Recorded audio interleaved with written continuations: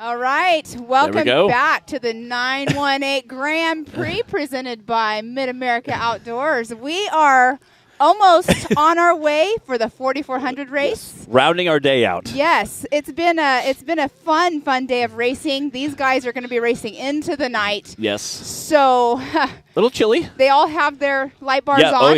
Oh yeah. So it's what's super exciting about this race. Right now we do have daylight left. They are going to be going into the night. The only thing is our drone footage will not be so far out once it does get dark. But these guys are super pumped. They did to me, it was like a little parade coming down. It was super awesome. But you can see them all lined up right there. That is a great drone footage right there. And if that right there that is what awesome. The audience could see when they take off, that would be super awesome. Again, this is called a Grand Prix dead engine start. They're kind of staggered by, right, left from qualifying order, but they have to start the engine and take off. Again, he said, hey, JT in the opening said, hey, these are open-wheel cars, so just be kind of considerate of each other. Don't try to run the guy over in front of you if you didn't get started right exactly as fast as you do. So, hold your lane. Yeah, he said there's you're not going to win a race in the first 100 feet, but you can end your race. So he said just be kind of careful. So getting ready to shoot some fireworks off here, kick it all off. It's been really good so far today. Nobody's had any issues. Even our brothers, didn't crash each other. So They did say somebody rolled at the UTV race though. Really? Earlier. Remember? I can't remember who it was. They said somebody rolled, and they think it was Mitch Truitt that rolled. Okay. But you can hear Joey in the background. He is pumping up all of the people that are out here watching. And everyone's staying warm. It is. We had the side-by-sides race this morning. We had the EMC race this afternoon. We just finished that. And now we're going to the big dogs. This is the 4,400 Unlimited class. Looks like we got about 12 guys running this class. We had about 15 qualify, so I'm not sure if there was an issue with qualifying. A couple guys maybe had not made qualifying. From qualifying now, they might have had an issue. So, which happens from time to time. Again, I would much rather have an issue during qualifying at a race, not for points, not an Ultra 4 race, versus going to a big race, lots of points, especially some of the double race. Again, we talked about, King of Hammers, Visions, and Legends all being double points. So those double point races are super huge. So if you're going to have an issue, you want to have the issue at a local regular season race that doesn't matter for points. So again, like I said, this is not an Ultra 4 race. This is the 918 Grand Prix race from Mid-America Outdoors, part of their endurance series that they set up, before the merger happened. So it's super cool to see. And they wanted to have it again, So it's super, super awesome to see. Again, they got the pits set up there. Crazy to see how many pits we had set up for the side-by-sides today. Yes. There were 40 side-by-sides that took off the line. So, the side-by-side class, there's so many different classes within side-by-sides in all the different racing associations.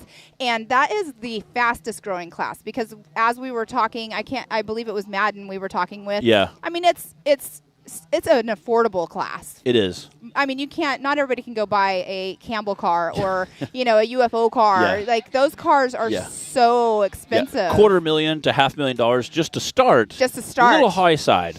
Again, side-by-side, you can go pick up a side-by-side, $15,000, $20,000, and you don't even have to buy a new one. You can buy a used one and hop right into it, anywhere from $8,000 to $12,000 for a used, cheaper side-by-side. Granted, it might not be a big turbo car, so I get it. So, but the thing is, you can get into it, get your some minor safety gear. Again, like I said, seats and harnesses usually have to be at least pretty good. Right. And again, everything you buy can be bolt-on. Exactly. So you can get in the stock class side-by-side race, have so much fun with it. And now that side-by-siding is becoming such a good venue, you can do races between Ultra 4 and the Mid-America Series, and there's some local smaller events. You could race almost every weekend if you wanted to on a side-by-side. Exactly. And there's also back on the West Coast, there's the desert racing. Desert racing, and those are huge. All right. So it looks like we're getting ready to start. Super exciting.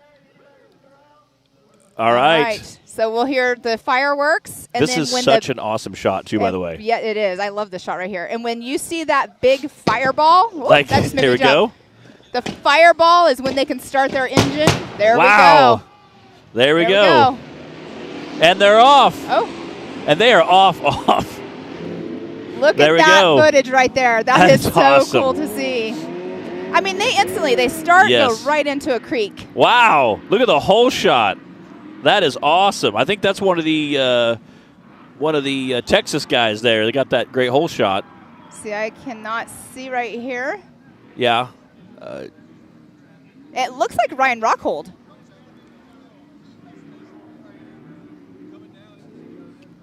Oh, wow. Yeah, one of our drones went down. Not a big deal. We'll get it picked back up. Was that Ryan Rockhold? You said a Texas guy. One of the Texas guys, I think. I believe it is Ryan. Because his car is kind of an iridescent-y looking. Yes, it is. It is him. And he had a whole shot like nobody's business. And he qualified in third position with a 1:14 yesterday. So he was actually like 4 seconds behind Levi Shirley. But I love his wrap. That's super dope. Yeah.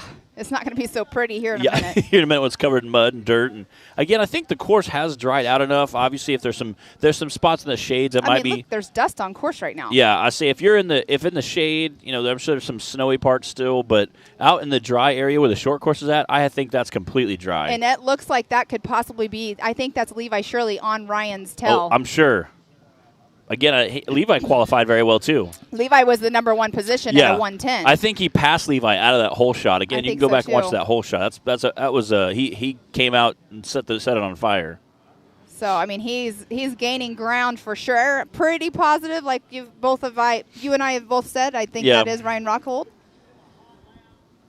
Again, that iridescent little wrap there. It looks red, then it looks orange, and then it's sparkly. Levi ramping off there, right behind. Look, and again, like there's 10, 15 feet between those guys. Levi is nipping right on his heels. Again, that's your first and second place coming right off. This is coming down kind of the end of the short course section. Now they're coming back to us. It looks like Ryan might have two-wheeled it a little bit, bicycled it. Again, this is the short course section they have on the other side, which is going to be a lot of the side-by-side racing going on through there. Levi's getting by him right there. He is nipping on his heels. Oh. Again, trying to pass him. Again, this is look, little different line section. See if Levi can push past him. Oh, Levi coming in hot and tight there. Again, this is the knockout section. This is an awesome footage. Levi and him are almost trading paint there. Trying to push it. Sorry, I'm announcing from that. It's a delay. Sorry. Yeah. Look at the dust. So there was absolutely no dust on course whatsoever today. And now all of a sudden, the EMC class, of course. Oh, look, that looks like Zandy and Chip right there in third and fourth positions battling it out. Recognize those big Texas wraps there. Exactly. Making quick work of that. Again, third, and that'd be your third and fourth place. Well, they were super close together. What happened? Oh, did I'm not sure. One of them miss a turn? Oh, no. What is going on? That is Chip or Zandy one just totally missed the turn into the tree section, and they were both side by side. And we have Mr. Ryan Rockhold right here in that number one position. Coming down, going to hit this little hill, like rock bouncer territory. So not sure where Levi went, because that is it's okay. So Zandy Williams and Chip McLaughlin's cars look exactly alike until I see the number. I don't know which one it is. But that is one of them in that second position. So where did Levi Shirley go? I'm not sure. Again, he might have got caught up in that woods section there. Again, part of that Rufus Racing team coming in. So that's number 4. So that's Chip McLaughlin in that number 2 position right now. Again, all the cars are starting to stream in here. There is Kevin Taylor. Oh, no, look, we have... Oh, we got Tim a couple Cooper. Guys stuck, That's Tim Cooper in the Fuelworks car, struggling to get up that hill. Sorry, you guys are not seeing it on the live stream, what we are actually announcing, because all the action's going on right here behind us. You guys have an overall view, which is an amazing view. Yeah. But we are watching live behind us. There's Zandy. Zandy was the one that would have missed that turn. Again, you got a handful of racers coming through here, this Rock Hill section that the Rock Bouncers race. I wonder what happened to Levi Shirley. Where is Levi? I'm not sure. Again, there's Quentin from Flying Q Motorsports coming through there.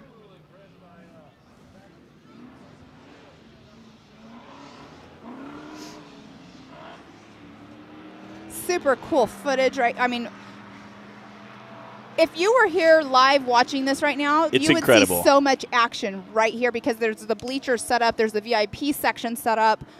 you could see all of the action right here. And then there's 2 Jumbotrons. We have 2 Jumbotrons set up so you can see what's going on out on course, deeper into where we cannot see it from right here.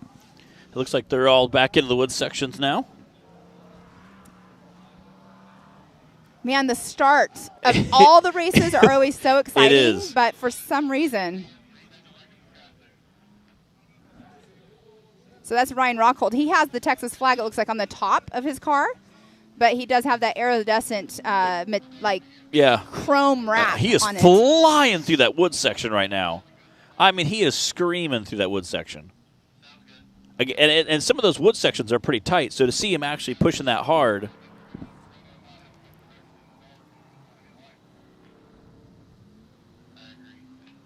Again, seeing him scream through that wood section, he is pushing hard.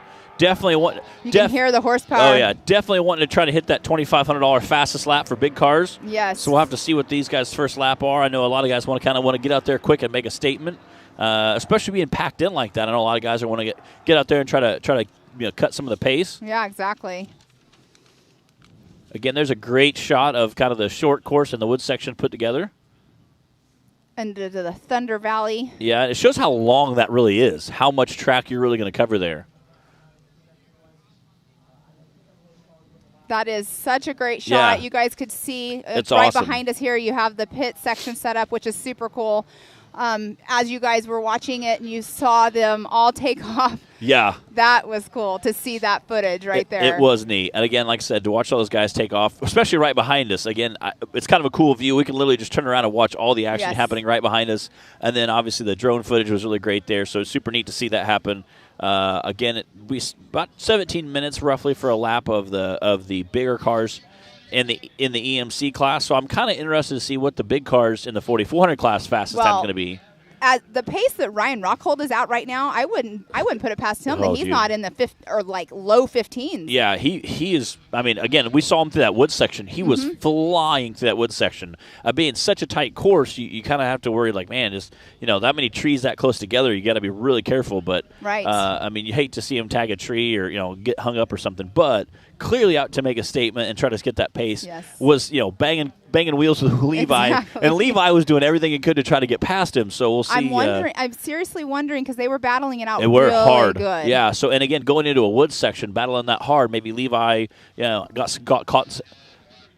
got caught in some dust and didn't quite see a tree or something. I'm not sure exactly what happened, but I was looking back because we can see part of the course right here behind us as well. So I was wondering if maybe we could see where he's at there, but see if he can poke out. Again, we hadn't seen him come out of that very first wood section, and once you do hop out of the wood section, they're over off to our right hand side. So it'll be interesting to see what happened. I mean, right. I know. Again, those cars are built pretty tough, so I don't think if he did catch a big tree, it wasn't a little tiny one. He would have mowed over some of those. So and JT Taylor was up here earlier, and he was talking about these trees. They're hardwood trees. They're not moving. They are not. They are not. They're going to break your car. Yeah, a break. Yeah, unfortunately. Okay. Well, drone's getting ready to go back up, so they're gonna get some cool footage again. Like I said, the huge shout out to the drone guys. Unfortunately, they're not able to fly at night due to licensing issues. So we're going to watch them until it gets dark, and then we'll have to go to just our hard mount cameras. Hopefully, we get a bunch of racing in before it gets dark. So, again, like I said, it's let's see what time it is. 5:13 now.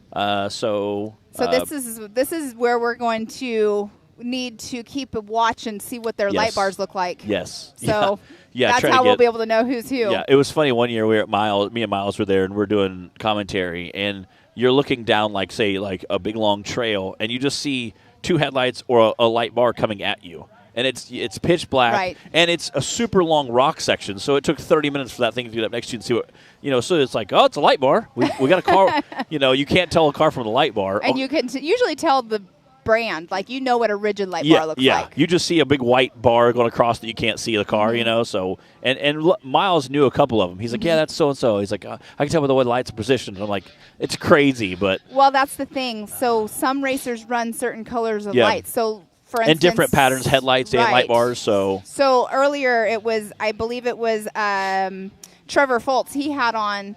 His light bar was like the amber color, and then Dwayne Garrettson had the little tiny red one. So it's like there's certain colors people will run. my race program that we had on our car, we always had blue lights. Yep. So everybody knew, Yep. it was that color. So And again, for the longest time, they had a certain pattern they have to be on the back of Right. it, so it's a little easier to tell, or certain locations. Now they've kind of what happened? you guys are talking. You're talking over it. There's too much going on. They said Levi is down, but we're not sure exactly what happened. See if we can't figure that out.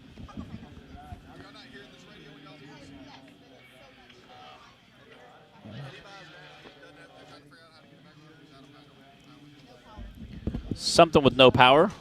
So Levi, word through the radios, Levi's down. He has no power. They're trying to figure out how to get him back up and running. Oh, man, that sucks. So unfortunate. So that's what Connor Fultz was talking about earlier. Not Connor, Trevor. Yeah, Was having talking some about.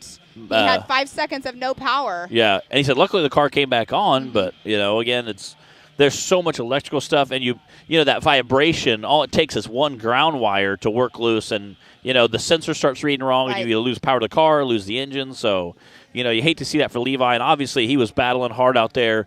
Great racing action. We Number love one seeing qualifier. that. He Yeah, was our number one qualifier. and obviously Levi's a hard charger.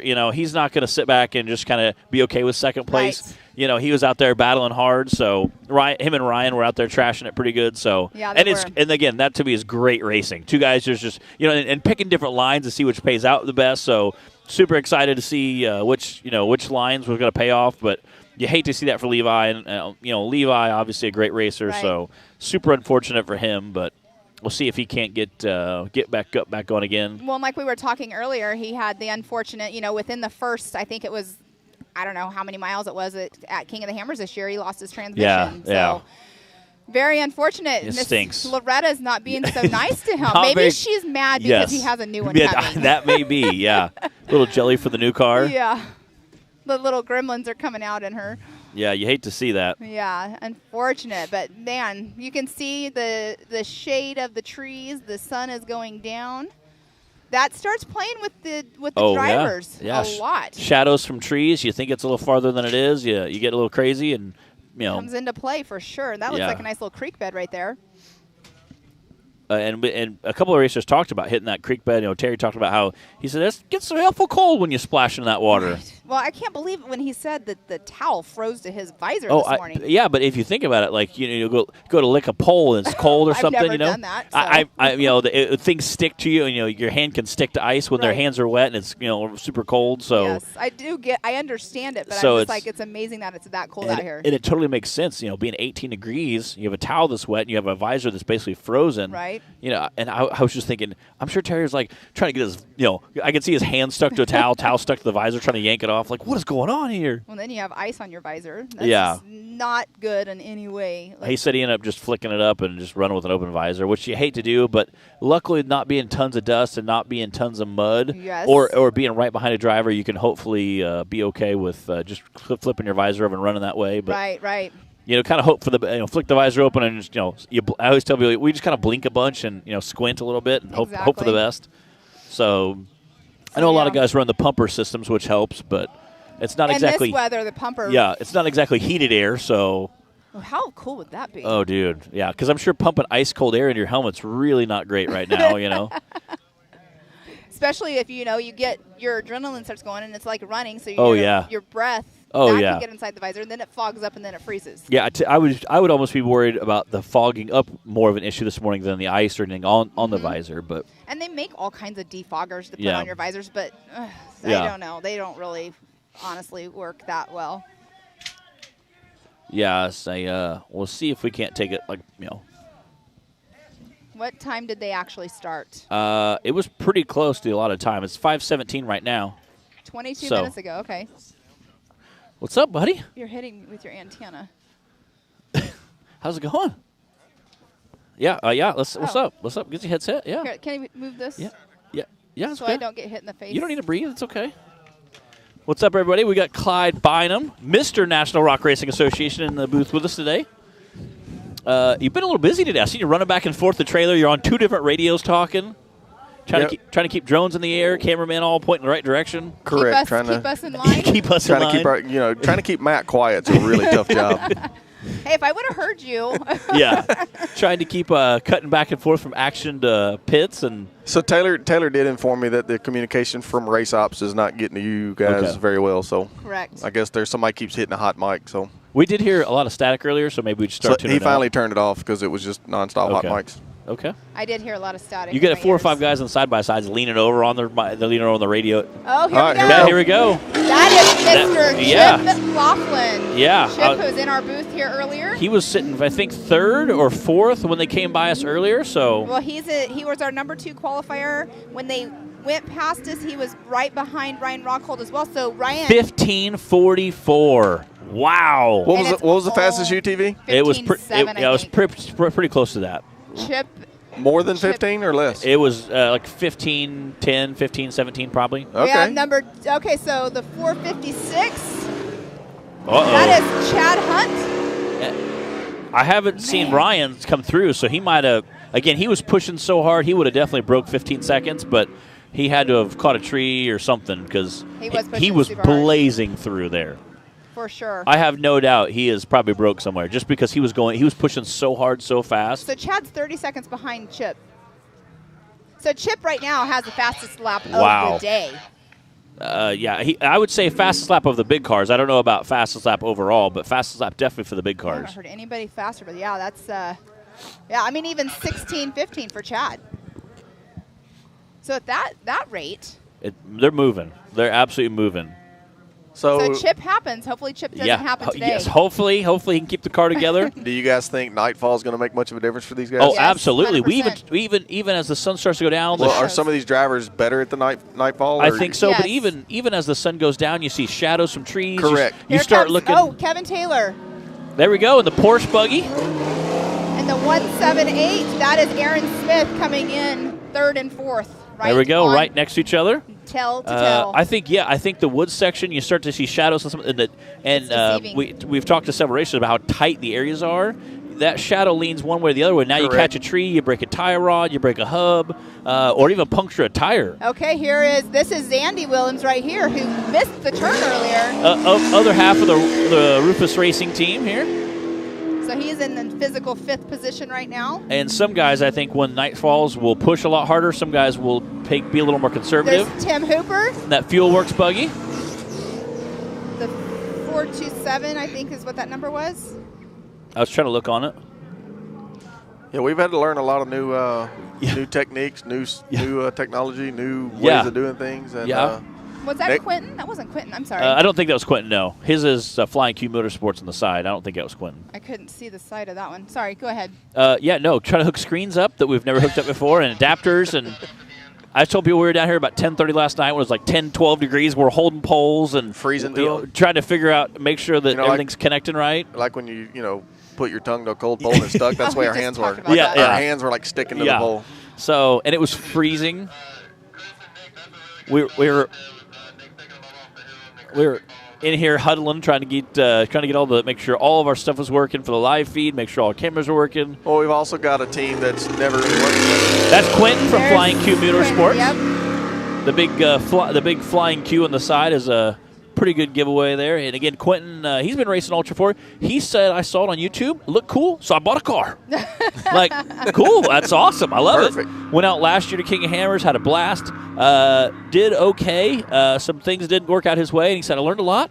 It's a hard lesson to learn sometimes, so came back out. He's excited to be racing again. Had some guys come up with him, so super excited for them. So we have, I believe, is that 3rd and 4th still battling it out that we just saw on camera? So we're There's Chip. That's Chip McLaughlin they just had on camera. that was your top 7, top 8 that came through there so far. Top 7, yes. I really didn't expect these guys to do the same lap times as the UTVs just because of size and squeezing Yeah. through some of those tight spots. Well, So- they have more power and they have bigger tires. But here's the thing. But when you get those valleys and the trees are tight, it's It harder is. to squeeze through there at that speed. It's so much harder to be nimble and quick when you weigh 4 times as much as a side-by-side. And that's what's so good about pre-running, but they did do their pre-running Yeah. in their side-by-sides. So yeah. it is Yeah. pretty impressive seeing these guys putting down the times that the Yeah. UTVs are putting down. Luckily, there's quite a bit of open ground, so I think they can kind of make up some of that open ground by zooming faster. But again, we've heard some Sniper guys, they were pushing, top speeds through the field. So, again, the power to weight ratio for the side-by-sides right now is absolutely unbelievable. And Terry Madden was talking about it. He said, just the cost ability. A lot of guys can go buy a side-by-side, used or new, and kind of finance it, so you don't have to walk up and buy a $250,000 to $500,000 race car right out the gate. So that's what's crazy when you think about what you just said. Oh yeah, a side-by-side. Yep. You can walk into dealership. any dealership, get a loan on a car, build it into a race car, and then you can be making payments on your race car. And you don't even have to buy a brand. You don't even have to buy a brand new. You can walk in and buy a $12,000 used side-by-side. Right, exactly. Get some cheap safety parts, and then be racing stock class next week. But just in general, I mean, you can get a loan on a race car. Yes, it's a good time. It's a good time. Again, we've seen Bree Motor last year. She was here in their UTV they use at the farm, 4-door, full body. They call it Big Booty Judy. Yeah, that was pretty cool. Raced it, and she's like, "Yeah, we had to go home and feed the horses with it the next week." But until then, we're going to race it as a race car. So on screen is Kevin Taylor, and then that is the Fuelworks car. Tim Hooper. So what do you guys feel about this Le Mans style start? Oh, I love it. I might be Quentin behind him with that Flying Q Motorsports car. It did look like Quentin's. I think so. The kind of orange. Once you get it muddy and dirty, it's kind of hard to tell the colors anymore. That start is super cool. I think it scared the drivers, but also excited them when all the big explosions start going off. You know, it's kind of fun, but a little exciting and kind of nervous. Again, you can hear that hear those cars just screaming through the woods. Again, there's our leaderboard. That was probably Zandy. So Zandy and Chip have different sounding motors as well. Do we know if Shirley got back up and going? We have not seen him come back through, and the timer system still shows him one lap down. Did you see that drone footage was awesome? That is the car number I cannot. 40, number 40. Yeah, I think those are. That is Liam Maurice. I think they're coming out of Texas. Texas St. Louis. I think those are out of the St. Louis crew. All right, guys, I've borrowed y'all's chair long enough. Going back to work. Yeah. Clyde, what that means is he's probably has 4 things he has to go do right now. So go man some battleship somewhere. Busy man. There's so many moving parts behind the scene that everybody at home, just appreciate what you see on our live shows and everything that goes on here, because you have no idea. I don't even know I have any idea of what all it takes for them to. I know there's so much to get this up and running and for you guys to be watching at home. And there are hiccups that happen. We lose internet. We get internet back. Yes. They're just working. The generator that runs another trailer that we're plugged into lost power, so we didn't have internet this morning. Right. So it was 10 minutes ago. We're we'll still have the live feed up. Yes. So, it is kind of crazy being able to troubleshoot kind of on the fly, So that's where it's just be patient. It is. So shout out to Clyde and the whole National Rock Racing Association crew. I know we got a handful of guys running around with cameras, and Taylor back there running our switchboards and our audio. Being in our ear, switching the cameras. So, we have a sea of batteries back there for all the cameras out there. They're running Teradexes and satellites on top. So we appreciate all those guys. Well, I love our headsets. We used to have microphones we'd hold with hand. We got headsets about a third of the way through the last year. I love them. They're awesome. And they keep our ears warm. They do. For real. Dude, oh man, I love them. And we've used them in Ultra 4 for quite a while. And I was telling him, man, I really like these headsets. And he's like, all right. I think if my ears were cold right now, I would not be super happy. Okay, so I believe. Flying Q Motorsports there. I'm not sure what's going on there. Not sure. The tires look good for what we can see. They go through that water right there, and when they get splashed up, they just. Yeah. It can cause so many issues with electrical. Yeah, he took off, went about 20 feet, and stopped again. So I don't know if there's some kind of. So he's talking to The good news is he's right behind the pits, so his pit crew's really close to him. He has that Tribe 16 logo on the side there.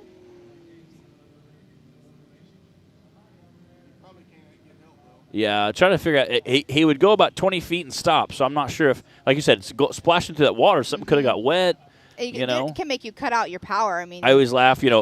Nowadays kids don't even know what a distributor is. But old days I had an early Bronco we'd take out and go four-wheeling with, and you splash water, get water in the distributor, had to take it out, and dry it all out, or take a little ether and squirt it and put some fire in there, and burn all the water out, put it back together, and go wheel some more. And nowadays, you don't have that, but you have a lot of sensors on there. So the sensors, you get now some water. Everything is so computerized. It is. You So you try to do your best at filling Vaseline and filling everything was that way your connectors keep the water out and using heat shrink tubing, and there's a lot of kind of tricks mud racer guys use to try to keep all the water out. But again, that kind of vibration you're going to have to get some in there sooner or later. But all right, so let's do our leaderboard here really quick. We have Chip McLaughlin in that number 1 spot, Chad Hunt number 2, Kevin Taylor 3rd, Aaron Smith in that 4th position, Zandy Willems in 5th, Tim Hooper in 6th, and Quentin Hilburn in that 7th position.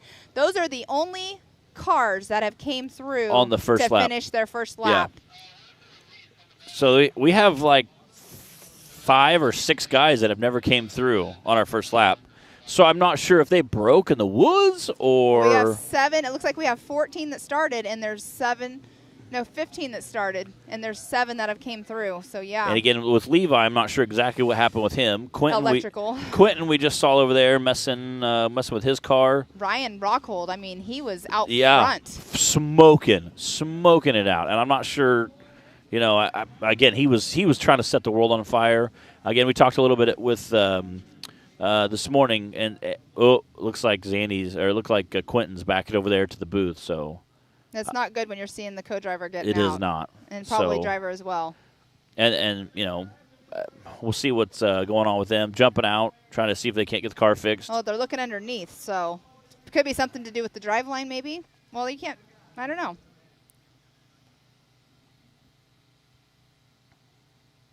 Looking out. They were taking off, and they went about 20 feet, and it stopped again. So I'm not sure if it's a transmission issue maybe, or I would think it's an electrical issue, but... Again, it looks like... When they're looking underneath, it's definitely not going to be that electrical for sure. It's so quiet right this second. Yeah, you hate to stink and see that. Yes. Man, that stinks. You see this? You see the steering wheel coming off, and again, it looks like they're walking on the front end too. So maybe they're having an issue with running. Again, it looks like they're looking around the front end. They're looking around some of that left rear corner. I don't know if they're going to try to get it fixed or they're just trying to figure it out. And it sounds like we're going to try to get somebody over there to give us a little update on what's going on. Man, you hate to see that. 100%. Again, they had a great time. Sitting in 7th, again, sitting 7th. Yeah, again, sitting 7th now. You hate to not get out there, and at least if you could pick off a few guys, you're already in the top 5. Yep. Now you're in that money category, so man, you hate to see that not be able to get back out. But exactly.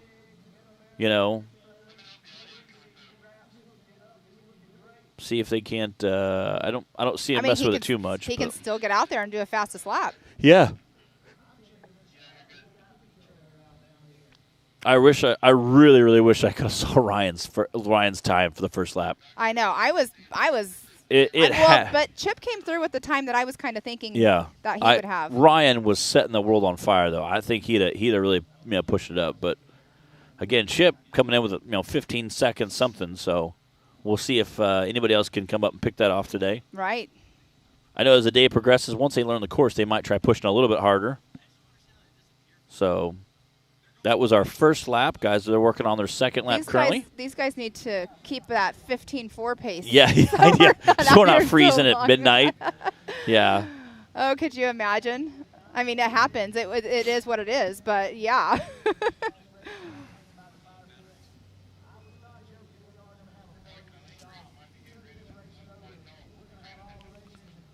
Okay. We got Chris over there running the handy cam. Yeah. See if he can't get some footage over there. I see somebody driving behind him in a car, too. Looks like we have Go for it, man. Here. Well, Quentin here drove us a lap and came up the waterfalls there after the short course and felt like the front wasn't pulling. Died at the top of the hill and the cab filled up with smoke. And around where they could see us, and transmission fluids pouring out of the skid plate. Thought we blew the transmission out, but it may just be a. If we can get it fixed, we'll go. We may see if we can ride around some, but other than that, we've already blown our chances today, I guess. But we'll have a good time. We just need to catch brakes one day. Yep. Thank you, guys. You bet. Thank you, buddy. Thank you for being here. Yep, we're good. Man, that stinks. Again, Quentin, a great guy. He's raced King of Hammers a couple times. Saw some videos of guys doing it and thought, that looks awesome. I want to do that. And just bought a car and did it. So That's super cool. He's a couple years in now. Obviously, learned some of the tricks the hard way. Quentin from Flying Q Motorsports comes out and usually has a very fast car. Was sitting 7th overall for the day. And just they had a transmission issue, as they said, so puking fluid out. So kind of quit pulling, and they said he knows fluid puking out. So I don't know if he just lost fluid, and the clutches don't turn real well without having right. fluid. Yeah. So True story. man, you hate to see that happen again. Quentin, a good dude. He's an awesome guy, always helping everybody out. But his first year at King of Hammers had lobster catered in one night for his crew. Bought them all matching hoodies and had lobster catered in. I was like, what? I was like, where was I? He's like, man, we had it. It was a great time. I'm like, man, I wish I'd have known that. It's like, can I be a part of that crew? Yeah, super nice guy. Again, I see lights in the distance. super cool. Hate to see that happen. So This is definitely, probably Chip. That is definitely a Rufus Racing. well, if you can hear Struggling it to before get you up see that it, hill. then you know where that's where we're at. It looks like there's snow in that orange wheel. I would not or doubt red it. wheel. I can't tell if they're red or orange. Kind of an orangish color. Now, they do definitely have their front lights on. You can hear him ripping through there. Way, buddy! He is sending it. Came through landed about 3/4 of the way down the jump. 16? 1609. So he actually slowed down. Yeah. But Again, flying through that jump. Man, but right there, again, 15, 16 range. Wow. These guys are still hauling. Again, that's Chip McLaughlin, just finished his second lap. Again, right at just a hair over 16 seconds. Chad Hunt was sitting in second place. I'm sure he'll be coming up here in a second. yeah, he wasn't too far behind, and here he is right here. Again, coming Chad through. Hunt. Look Again, coming through, buddy. These guys are sending it through, which is awesome to see. The 456 right there, Chad Hunt. That is so cool. Again, 39 seconds behind with a 16:19. So, again, right there in that same pace as Chad, or as Chip. And Kevin Taylor and Aaron Smith were like neck and neck coming through See, earlier, third and fourth as well. See where they're at. Again, they weren't too far behind them first and second either. I have to sit here because Yeah. we awesome. I mean, VIP front row right We here. do. It's great. I'm gonna have to get myself a video when they come Yeah, through. I was thinking when Chip comes through next time, I'm gonna have to see him hit the See, jump. and 'cause I didn't he- want to say his name because I didn't want a chip happen to him. Yeah, he was flying through that jump. Hit 3/4 the way through the course. Take me a picture though. I'm all about those pictures, my sunset photos. People that see my social media know that I am a sunrise and sunset. My husband bought a property in North Carolina where we moved 3 years ago that has this amazing view. I get a morning sunrise with the lake in the background. Wow. So I'm all about the sunrise photos.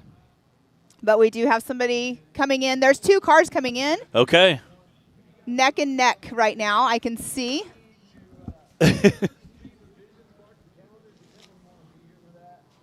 They'll be here very shortly. And on screen right now, I don't know what to call that turn right there, but it's like a bobby pin, like a It is. hairpin. So that was Chip McLaughlin going through it. This is such a cool event. Look, you can see the shadowing that we were talking about Yeah. on screen right now that can really mess with you. Starts to play tricks on you. Yes. That's Zandy coming through now. Get her done. And the 178 of Aaron Smith. So Zandy picked it up. He was in 5th position, and now he is in 3rd position. So out here at Visions last year, Chip and Zandy were on the podium together. And First, second, and third, right? and they were flying. Yes. I mean, I only saw because I wasn't here, but I saw social media. Yeah, it was a good time. Chip was covered, like you couldn't hardly see out of his helmet because he had his visor flipped up and just ate dust the whole day. So So hard on the eyes. it was pretty rough. It was super cool again to see the guys out there doing the short course stuff. Here's Kevin Taylor. Coming in He's with a Porsche buggy. He actually bypassed the jump, and it looks like he's going to be going into his pit right now. Maybe check a tire, look at fuel. You can see They them all are. waving They're him waving down. him down. Here we have Tim Hooper. Going through that Fuel Works car. I'm not sure what's up with Taylor. Talking to him. That's number 40. That's the number 40 of Liam. Is it Morris? Maurice, I think. They're coming out of the St. Louis crew, I believe. Yeah, that's the Porsche car of Kevin Taylor. Super cool. They've raised hammers with that car a couple times. They have no problem. You see Quentin there looking like, hey, those guys aren't having a very good day either. They've have bashed on that car quite a bit, so I'm not sure what's going on with it. Okay, I think that's Chip coming back through here, I think. Again, I still haven't... Well, that would be Zandy because Chip's already through. Okay. I still haven't seen Levi. Have they got him pulled back or figure out what's going on? Kevin Taylor taking off through there. And here comes Aaron Smith coming through that dip. That's right behind us here. And then he's making that right into the hill climb. Again, those hills are pretty steep. That's pretty loose dirt. You've seen some of the guys come down a little farther down there. Did I say Aaron Taylor or Aaron Smith? It's Aaron Smith. Aaron Smith. Aaron Smith and Kevin Taylor have a similar green color. Yeah.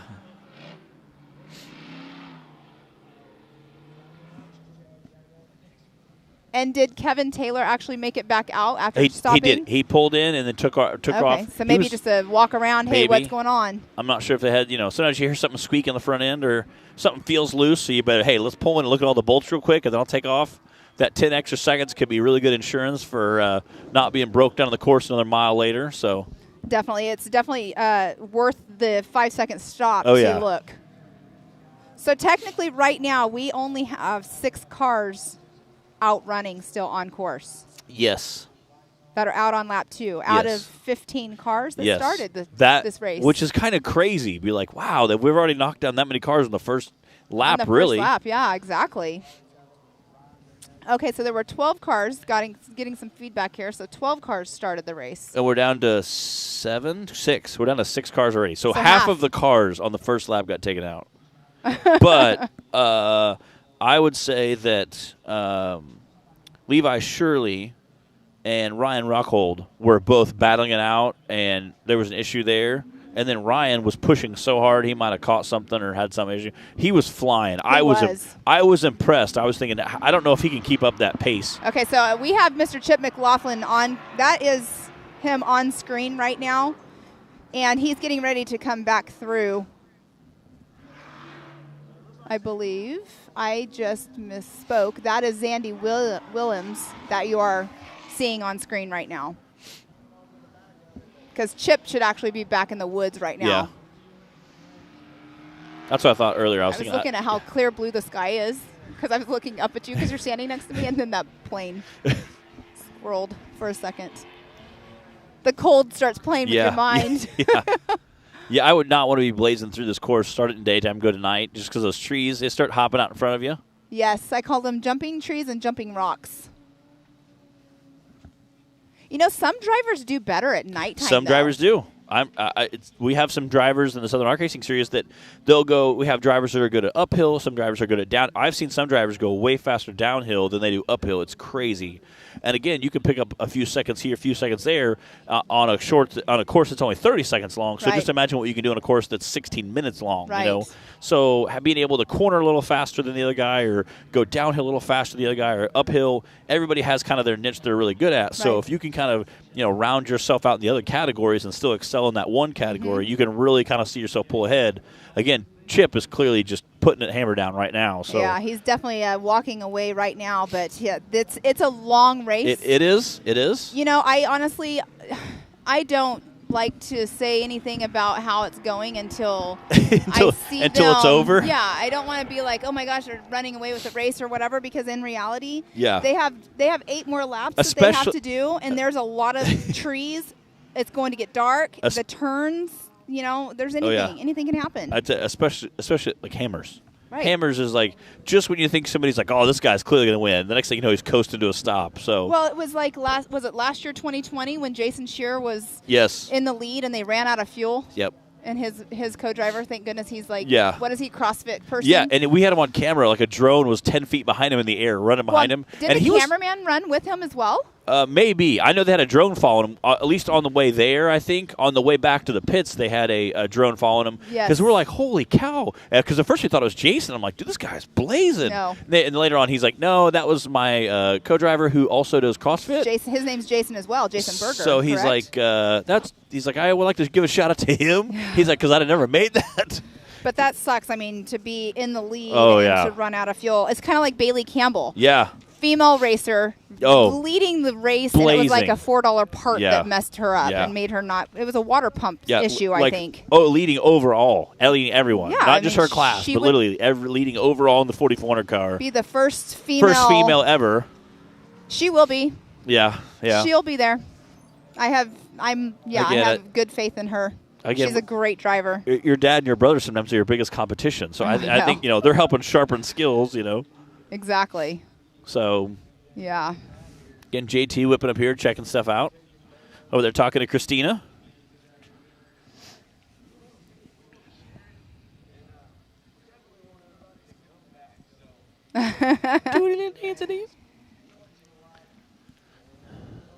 Again, Levi Shirley and Quentin are both out. You hate to see that happen.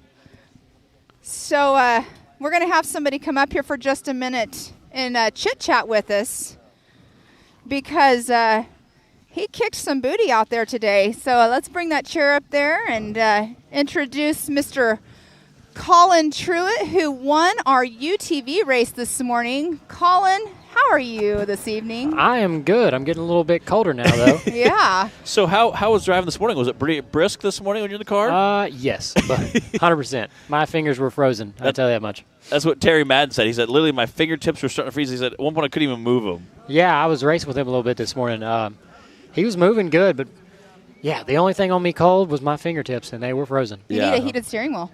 He had a heated steering wheel? You need a heated steering wheel. No, I can't afford that. So Colin is a well-seasoned racer. He has multiple championships. Yeah. He also is going to be out here next weekend. Heck He's yeah. 3 weeks on the road. So last week he was at Texplex. This week he's here. Next week he's back Doing here. the short course stuff. Yeah, short course. Running the pro stock class, pro NA stuff. And, we're having good luck with that this year. It's been a good year so far. We're 5 for 5 on wins this year already. There you go. It's going good. It's better than last year. That's good. How was the racing this morning? What did the course feel like?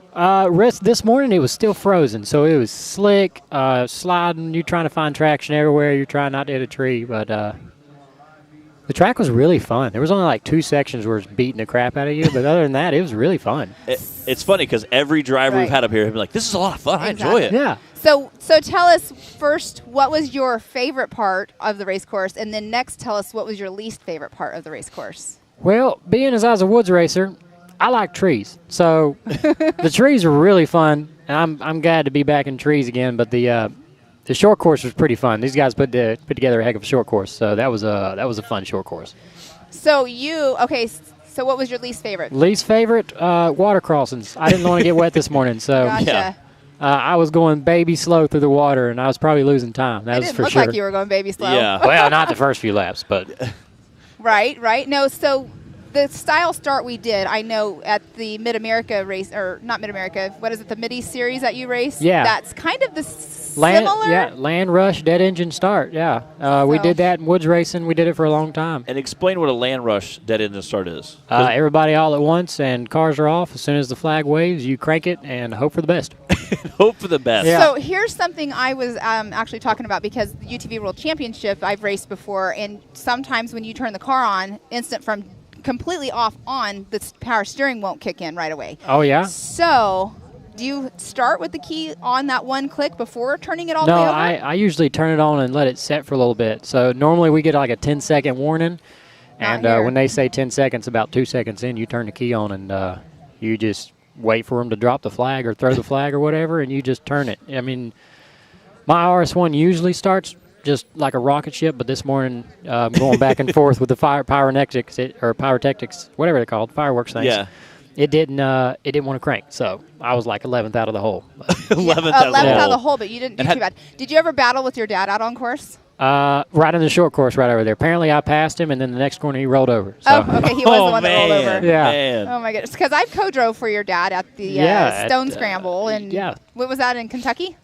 Last year, Tennessee. and, that was quite fun. I almost won that race. You've won a lot of races though, so. I like to think so. So how many championships do you have under your belt again? I have 8 championships, specific UTV. 3 of them are national, and most of the other ones are all UTV. Okay. Like pro or almost pro. So because you raced like GNCC, all that kind of stuff. You was racing for a GNCC, while. Mid-East, UTV Rally Raid. We got GNCC. We're at Illinois, Indiana. Yeah. So we got a lot of GNC guys up where we're at. Yeah, there was a lot of us, and there was a lot of good competition at GNCC. Yeah. They've spread out everywhere now. Yeah, and it's pretty competitive. Yeah, super competitive. And again, that's a lot of woods courses, Yes. some trees, some trails. Mm-hmm. It's a lot of fun. I got a buddy who used to race quad in it and loves GNCC. Oh, the track, the racing, the community. It was all just really fun, really good stuff. But once UTV stopped racing there, we all spread out, and the top drivers from GNCC went and dominated everybody else. So, So I know your yearly schedule is to do the Mid-America short course racing, the side-by-side racing, Yes. and you're committed to going to Texas and racing. yeah.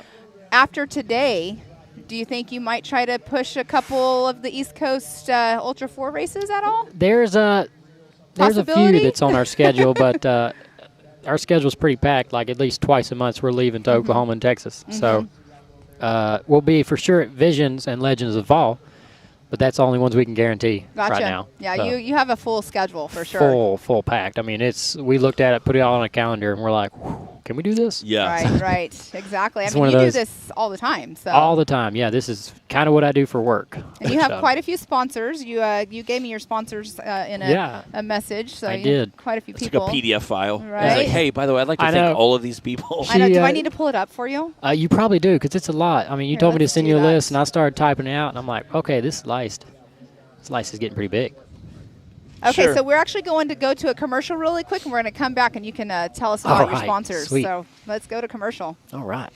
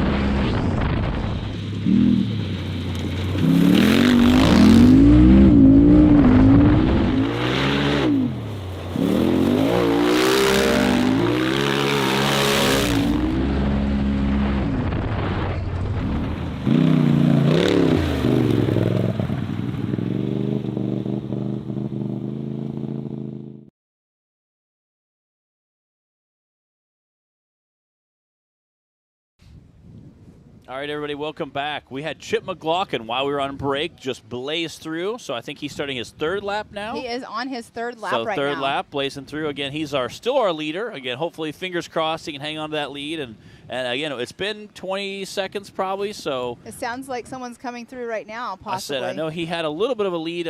Each time I think his lead's growing by a few seconds. But again, so hopefully he was running some blazing fast times. Again, now that the sun's starting to go down, hopefully he can get rid of the shadows, make some quick woods time. And we're still here with Mr. Colin Truitt. He's actually down here now pitting for Chad Hunt. So Yeah, which is right there. Yeah, Just coming across the yeah. line. Yeah, that was perfect timing. perfect Yeah, that was He's like, perfect who you timing. pitting I for? didn't He's like, even that plan car? that. Good intro. Yeah, yeah. It's like you knew he was coming. I knew he was coming at some point. I could Yeah. hear something, but no, yeah. So we were talking before we went to break that about your sponsors. You have quite a few that help you out. So just tell us about a couple of those people, because you have such a busy race schedule. It's a long list, but I'm going to list at least a few here. We got Polaris Razor. They've been helping us for 7 years or so, and it's good to be back on them this year. DFS Engine, which is Jody Hickman, he's been helping us last 2 years. He's tremendous help. Hoosier Tire stepped onto our program for the short course. HMF Exhaust is a real big one. And Raceline Wheels has been helping us for the last 2 years. That's some of our bigger few, but we've got a lot of other guys that are for sure part of the program, and every one of them matters big time. And you're going to do the short course here this season? Yes. And Yeah. Raceline, actually, they're a sponsor of this race Yes, too, of the yeah. 918 Grand Prix, so that's pretty cool. Yeah, the to guy have. the guy we used to deal with, he was a big part of this stuff, but I think he got a better job or bigger job somewhere else. So Uh-oh. I had to move contacts, but he was a good guy. Yeah, that happens in the industry It- sometimes. It does, but you got to be happy for them because they're Yes. progressing. Here we go. This is Mr. Zandy Willems. There we go. The other Rufus, Yeah. he is Rufus Racing. Yes. That's what Chip will always say, is that Zandy is And again, Rufus. that's our third place. So we got first and third for the Rufus Racing team. These guys are moving. They're black. they Yeah, are. every time you hit that puddle, you think, "Ooh, that's cool." I didn't do it this morning. I didn't like it.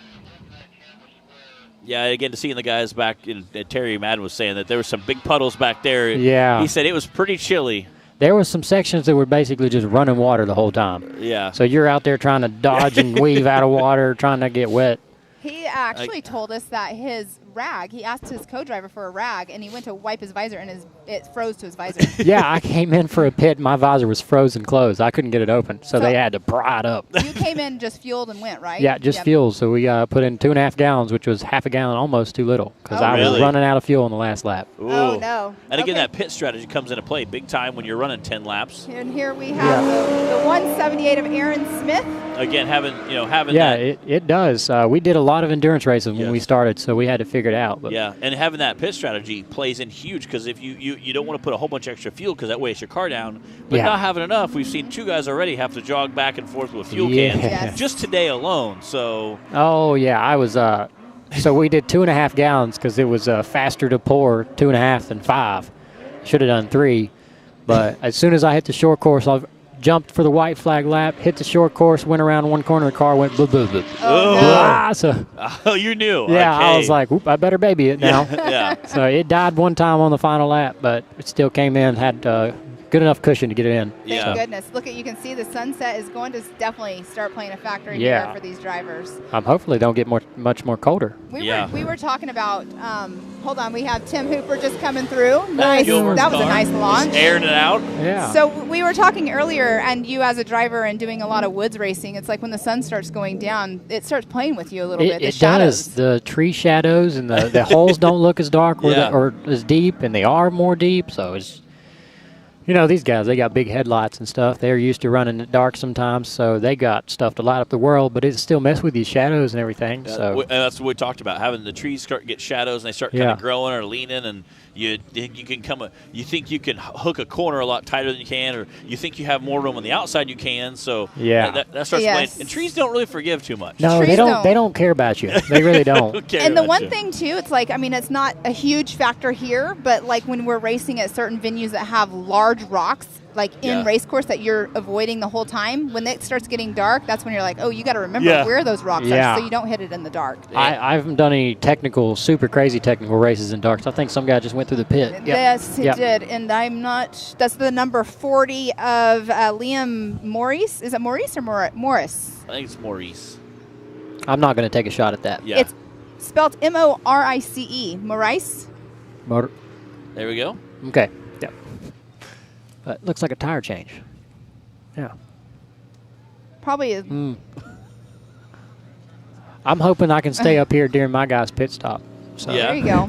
Come up here. There Hopefully- goes Mr. Kevin Taylor. Oh yeah, jump through. I love the way that car looks. that Porsche. It's That's- always Yeah, It's a retired rock bouncer car, It right? is. It is. for the Porsche Um, body, which is crazy. I saw it earlier. It's pretty awesome. Yeah. You want some chocolate? Tiny. I'll share. I will say no to that. I'll share. Okay, thank you. Thank you. I was going to share too. Oh, I can only do both of them. I shared. It's okay, Clive. I took care of him. You know what? We're getting spoiled. We're getting chocolate. We always try to bring our snacky snacks up. You know. Don't you have a bowl of snacky snacks? All my snacks are back at the toter home. Yeah. That's super. Oh, wow. Bam! I got all kinds of stuff in there. Little That is a candy whole bars. bowl. Yeah, I got candy bars, got Good Lord. Singers. Oh yeah, a Snickers bar. Well, yeah, come on. Yeah, isn't sure. it? I'll show Come love. prepared. Listen, we take our snacky snacks pretty serious around here. I always have snacks, but we can't smack on our microphones. Well, if you do, you just can't chomp real loud. Everybody at home How's does that not want to possible? hear us smacking. Yeah, it's That's a okay. pet peeve of mine. Move that away. I always laugh. I always crack open a soda really loud right in the mic.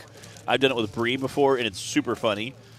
We'll go to crack. I'll lean over and just crack it open really loud. She's always like, "Come on, Matt." I'm like, "What? I'm just trying to have some soda." You know? The It's Snickers frozen. bar is frozen. Frozen? Yeah, Yeah. I bet. Makes it a little hard to eat. Yeah, it's more of a crunchy candy bar. You know. Here, I'll throw your trash away. Thank you. Get a little crunchy candy bar there. So Chip McLaughlin's last lap was a 16:13. So his fastest was, what was it earlier? A 15 what? It was like 15 and a half. 15:04, I thought. Yeah, it was. It was no, it was like a 15, like 34 something. Or I think. 15:4. Something like that. Yeah, it was like mid 15 minutes. That's pretty fast. But Oh, our that top was seven flying. Yeah. our top 7 are on the same lap. That has not happened all day long. Yeah, that's impressive. 7 again. laps remaining is what that's saying. So yes, Okay. super excited. I think they're on their 4th lap. They just finished their 3rd lap. I think that's what we're doing. I don't know. Yeah, I think that's like 3rd lap completed, I should say. Yeah. So they're on their 4th lap, but yeah, 3rd lap completed, I believe. I think that's Again, right. look, 16 seconds to 17 seconds. They're all right within about a second window of each other, which means they're pushing hard, feeling good. Again, I haven't seen anything from Levi Shirley yet, so I'm not sure if they got him drug out of the woods or. Yeah, he went through the woods over there and came back and never came back out. Yeah, he was Well- flying. Him and It was Ryan him and Rock- Ryan Rockhold, yes. Yeah, we're battling pretty hard, and for some reason, Ryan came flying out of the woods, and we never saw Shirley. So Yeah. I'm not sure They said they had electrical issues, some kind of. and they were trying to get him refired. Well, which- I which know stinks. Chad Hunt went in right up there in 5th place and Yeah. then came back out in 3rd. And we were like, well, that's good for him. Yeah, So, yeah. And that's the guy we're pitting for. So you and I want to pull for the guy that you're pitting for. yeah. It's like watching a larger, like a NASCAR race or something, and actually knowing somebody that's in Yeah, in the race. Yeah. That's So makes it there's the different. barn. How did you like racing through that barn today? It was dusty in there. Oh, you're the Yeah. Terry said the same thing. Yeah, we were going wide out open, and it was wet a little bit, and then all of a sudden you hit the barn and it's dust. You can't see anything. It's like baby blind. powder kind of thing. It was baby powder dust. I almost hit one of the barn poles. Uh-oh. So, yeah, I turned a little early and had to straighten back Oh. up and do it again. That's exactly what Terry said. He said if you turn too early, you're going to hit the pole. If you turn too late, you're going to end up in a creek. So Yeah. it's just There's a sprinkler just system. wild set of trees right in front of it, and if you missed it, you were going to feel it. So But other than that, it was kind of cool, and it was just an extra added feature. Yeah, You know? that's what a lot of guys raced in. How cool it was. Yeah. There was a lot of cool things about this race this weekend. Yeah. So the Thunder Valley was cool. I mean, cool stuff. yeah, this jump right here is pretty cool. I wish I would have been having my phone out earlier when you went through. Oh, I wasn't doing anything big like these guys.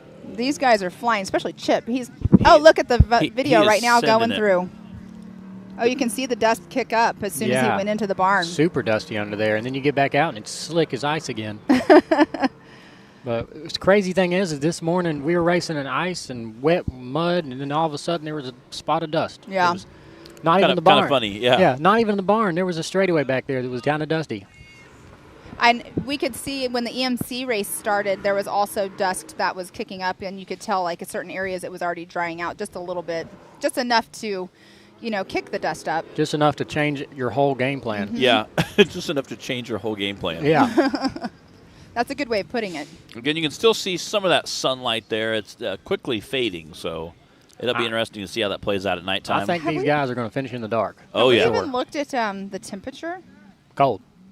Very cold. It says it's 42, but it feels like It it's is. like There's 20. no way it's 42 degrees. That's I'm telling you, there's no way it's 42 degrees. all right. Yeah, it feels like it's 12 degrees. Sunset is at 6:24, so we have 22 minutes Yeah. I until don't sunset. think they're going to make it. Oh, I they don't- definitely won't no. because they No. have 7 laps remaining. Yeah, I Yeah. don't think they're going to get that one in. No. He's like, yeah. They would get one lap. We'll in. get one more lap in, Yeah. and then they got it'll be almost half the race day, We half had the race dark. 4 guys all in the 16-minute range, so wow. they're pushing pretty hard. I'll see if we can see that again. It's 16 minutes for the first 4, and then 17. See the dust? So Yeah, I know. That's crazy. It's so crazy because you guys did not have that this morning. No, we had ice. The ground Yeah. was literally frozen. frozen. Yeah, we were coming down. We knew how muddy it was, when I came down this morning at 7:30, all the ground was super hard and crunchy, which I was glad. But I knew as the race progressed, it would go from really hard and rough terrain to really slick, and guys would be sliding all over. So, and then obviously as the big cars came out, hopefully the sun would be out and they could dry it out pretty quick. Yeah. But it was just kind of crazy to see how the terrain would change throughout the day of racing. I didn't think it changed that much, and we were out there for 2.5, 3 hours. And, roughly 3 hours. I mean, it turned from not mud to back to dry again. Kind of tacky. It was changing for sure in short time. Make sure adjust your race strategy too. Yeah. So you just try not to hit trees most of the time. Yeah, right. Trees are not your friend out there. It was funny because rock bouncing, it's the exact opposite. On a hill where you're bouncing up really violent hills, trees are your friend because when you start rolling, they'll save you, grab you from rolling all the way back down. So or you can use their tree roots as extra traction. Yeah. Well, so for rock bouncing, it's when we race, it's the exact opposite. So we were in Windrock last weekend talking about that. Me and Bree were saying how trees are your friend, trees are your friend. Here, endurance racing, exact opposite way. They're not your friends when you hit them the wrong way. That's right? for sure. Yeah, they will stop you. It's like, what are you doing? I mean, if you're in a turn and maybe have to bounce off of a tree, I mean, that sometimes is okay unless you hit it a little too hard. You can do it. If you do it right, you can pivot. Or you can use a tree to pivot. I was thinking, a lot of guys have the tree kickers on the side-by-sides that race the endurance series where you have a big tree kicker. Tree guards, and if it's a real hard pivot, you can use the tree to kind of pivot with. Yeah, I've seen Paul Wolf do that a couple of times, and just Travis Skelton, a couple of guys that really are really good wheelmen. They can get out there and pivot quite a bit, but look at the grounds out there. It's absolutely beautiful. Yeah. The sun is setting and the colors are changing of the trees. All the water it's and absolutely gorgeous. Grass and it fields. is. That's a great overall shot of just snow, the town. Yeah. The snow, most of the snow is gone though. I know. That snow was it was sticking to everything, but it wasn't sticking hard. Yeah. I mean, you could drop something in it and it would fall straight to the bottom. So it was very light. It was a light snow. Yes, a lot, but a light. Yeah. That makes any sense. It was funny because you could see on the overcasts on some of the other hills over there, you could see it was later in the afternoon, you could see all the snow's built off, and then you see a hill with the shade, and it was still all covered in snow. Yeah. If it snows hard enough, that snow will stay there forever. Yeah. So. And bring those rock bouncers up those hills with the snow. Yeah. There's that tight 180 back into the it's a real fast section between trees. You're going about 65 between the trees, that tight little road right there. Yeah, Ryan Rockhold was flying through that section on that first lap. And isn't that where we never saw him come back out? We saw him flying through there, and then the camera... It's a sharp right at 90 at the bottom. We panned to a different shot, and we never saw him again. That section, it gets real tight, and then you got a pretty gnarly hill climb to another field. Which sucks, because I think he was he was trying to set the world on fire. He was blazing through there. Well, JT Taylor likes to make a nice, difficult course for these racers. He's not going to make it easy. Well, and everybody has said they just love it. Right? Everybody has raced it so far. Has come out and said how much fun it has been today. So not one person has said they did not have fun out there. Even the people that came up, it was Trevor Foltz. He came up and talked. Yeah. He didn't finish, but yet he was super stoked and said how much fun the course was. There's that super steep hill climb there. He's just going up. Kind of see the car wiggling a little bit there. Yeah. That one was like a sharp left 90 up the hill, and then you just give it gas the whole way. That's all you can do. I'm trying to make out if that was the fuel works of Tim Hooper, because his car, I believe, is the only all-white car out there with the blue fuel works, the blue and red fuel works on the side. I don't want to sound like a novice, but I am. Which TV do I look at? So this one is the live feed, so it has a couple seconds delay. That one... this one has a couple more seconds than that one, I should say. And that's the one I'm going off of. And that actually, it's funny. If you're watching the action here live, that section, because of the lag, delays, it's actually a 5-10 second delay from here. So they'll go through the finish line, go through that TV, and then pop up on that computer. Yes. Got it. So it's kind of cool if we get to watch some crash that's really violent. We can watch it on that one, and then we can turn around and watch it on this one. We don't want to watch anything like that. I don't hope we see anything like that. It's me and Bree always appreciate it because we get our own little instant replay. This is I think this is either Zandy or Chip. I'm a Chip, I think. That is the leader right there. I believe so. He's jumped the same every time. Yeah, he's out on that. I keep forgetting to get my phone out and take a video of him. There we go. He ran a 16:15. 16. He is. That's a 16:15 he just ran, and that's about what he's ran. He ran a 15-something, I think, his first lap, and he's ran about 16 seconds as every lap after that. What did I say earlier? I said you'll never run your fastest lap on your first lap, and so far Chip has. Yeah. He proved me wrong. But he has been screaming today. Yeah, it's consistent. It sounds like Oh, He's super very consistent. consistent 16s. That'll win you races. And I'm sure his crew told him, hey, listen, keep pushing, but be smart. You're already in the lead. You got about a 30-second buffer. Take your time. Pick your lines. I know a lot of people down in the Texas area, but if you're ever down there for one of your races, you should get in contact with those guys and go hang out with them. They're pretty Eco cool. Staff is the name on their door, but I don't know which ones they are personally. So Rufus Racing is I the can name of the race we'll team. introduce you tonight. Okay. Eco Staff is who their sponsor is. Okay. But Chip would be the guy probably to call. Call Chip, and he can get you in contact with everybody, and he would probably show you a really good time. He does. We race in Windrock, or we race at down near Dallas-Fort Worth area. So Chip always comes out, helps us do some racing. I know he races. They race UTVs as well, so they're familiar with what we do. Right. Bridgeport, Texas. Bridgeport, Texas. That's where our first race of the season is every year. So we race down there, and it's a lot of fun. The Northwest OHV is the name of the off-road park. It's actually owned by the town. It's the only off-road park I've ever been to that's actually owned by the town. It's super, wow. super That's neat. They have a board, like the town board is who runs committee? the off-road park. Yeah, it's Nice. It's super neat. They have like the waterworks department. They have the ambulance, fire truck, and then they have the off-road park. So Is that where that one big event that takes place during spring break? Isn't no, that where that is, or no? That's It's not a different Bridgeport? park. Okay. No, that's Here comes, that's right next to Paychecks. Here we have your Yep, second place. Yep. Aaron Smith.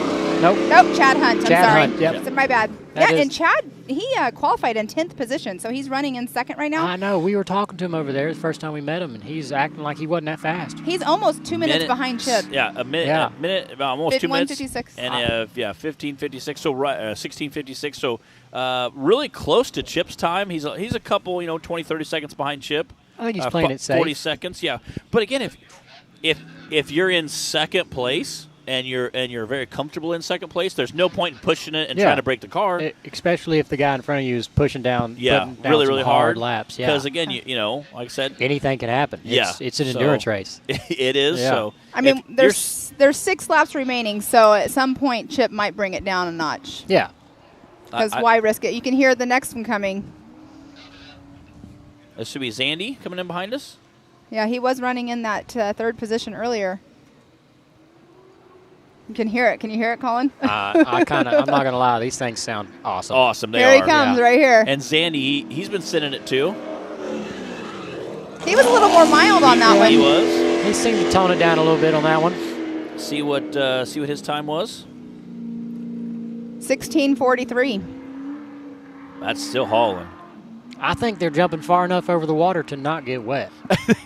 That's their and plan. their Yeah. speed is Yeah. a little faster too, so they can kind of Oh, skim it a little yeah. more. We got the front gears.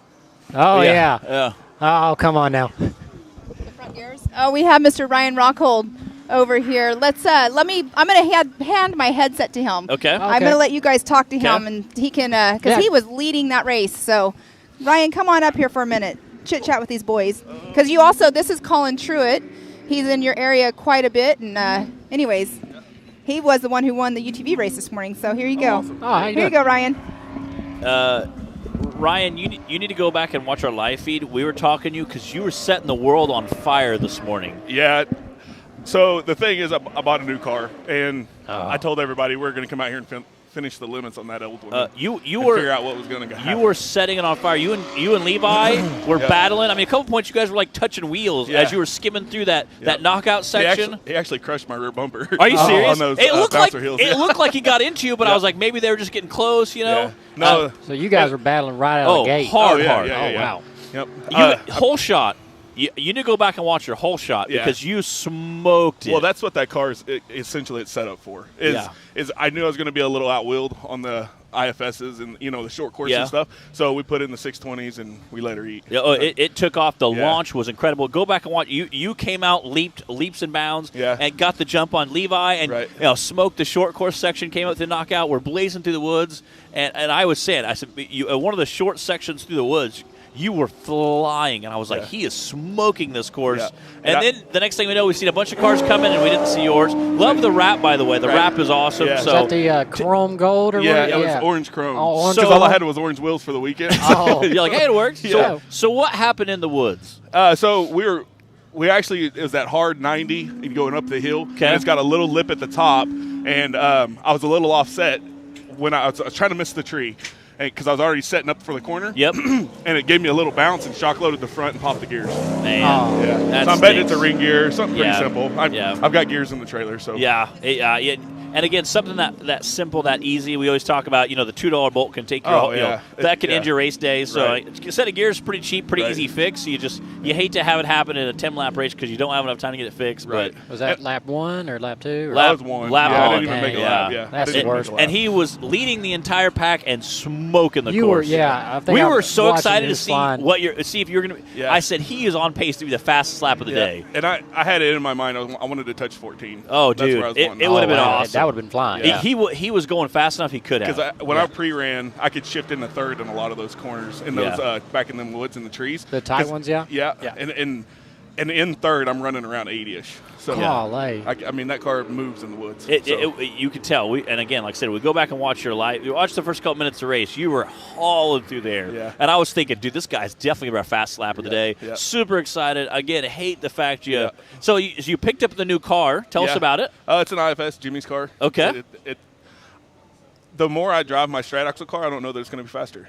Really? So, and I'm really worried about that. I just dumped a bunch of money for no reason. Well, the good news is Jimmy makes good cars. So absolutely. If you do end up liking your straight axle car better, you can always hop back into it. Absolutely. And I'm in there at the right price. So we'll at least be able to break even. Jimmy makes a good car. Yeah. Jimmy makes a good car. A lot of guys run them, Yeah, it's insane. My 12-year-old car is out here still doing what it is. Yeah. And everybody thinks you got to come in here and buy the biggest and the best stuff. Really, do your homework. Buy an older car. Learn how to drive that car. Yeah. There's 60% of these drivers, this is the only time they drive their car. We go wheel hours. You learn your car and your equipment. Yeah, and kind of learn, where that tipping point is, how far to put it in the corner. Yep. Again, we're talking a little bit about the daytime versus the nighttime race. The sun's starting to go down. I see a couple guys turn lights on. How do you think that's going to come into play today? It's going to be terrible. Y'all, the trees back there. He didn't even church it up. He just said, it's going to be terrible. It was already shadowed. Yeah. There was some shadows across, and I thought like a tree was across the road. And I would check up, and then there was nothing there. And I was like, oh, no. So just imagine if you got a car behind you putting shadows on you. Oh, man. It's going to be We rough. talked a little about being shadows. And again, I said the biggest problem is as sun starts to set, you see shadows. And because there's still quite a bit of light out there, Kevin Taylor coming through, there's still enough light where you think it's that's not a shadow, but it is. Right. So now, like you said, checking up, or maybe you think, oh no, I got way more room in this right turn, and you don't have more right room on that turn. Then, so some of that creek cut out back there too, them little banks and stuff. Yeah. You're looking at a shadow, and now it's a 6-foot Yeah. bank instead of a 1 Some foot of that you those could just skip off. ravines where they're swapping back and forth Yep. like crazy. Yeah, those will be a little tricky. You think anybody's thinking of a strategy for night? Maybe. I'm betting. Like chipping them, they're pushing as hard as they can now, Yeah. so they can check up. Yeah. So, It's that's really what it's going to be. Slow down and be methodical. Chip is leading. He's had 15 and low 16 times pretty much every Nice. time. Yep. He's 30 seconds probably ahead of Chad Hunt. So Had him a little buffer there? I lied. 2 minutes. He had like a minute 55 seconds. So the last time he came through, good. and he was pushing 16. His last Chip's last lap was 16 minutes and 15 seconds, which is pretty much he's right around 15. He got in the 15s on his first lap, and after that it's been 16s pretty much ever since then. Nice. So I get pushing really hard. I Right. mean, Yep. like I said, he's 2 minutes ahead of the second place guy, and then Chad's about two minutes ahead of Zandy. Oh. So Zandy's sitting in third right now. Yep. So I very comfortable lead there. A Right. couple minutes. Yep. And again, like you said, I think that's a really good strategy to have. 6 laps remaining. It looks like we got about 4 or 5 guys. 6 guys right now. Or Kevin Taylor was our 6th guy to come through. They all have 4 laps done. So. And we got Maurice, I think, is at the bottom. I think that's him. Right there? Okay. Yep, that's Coming number 40. through. So now we have 7. We got Yep. Quentin. Is Quentin? Okay, he's out. Yeah, so the 7 are all on the same lap. It's pretty Yep. solid. Yeah, and again, they've been a Absolutely. pretty Yeah. tight racing. There's only about 18. Taylor was at pretty much everybody's 16, 17. Taylor was right around the 17 mark, and then Maurice was about 18. So, I mean, literally a 2-second or a 2-minute window Yep. between all of them. So, pretty tight times there. I Right. mean, they're all pushing pretty hard.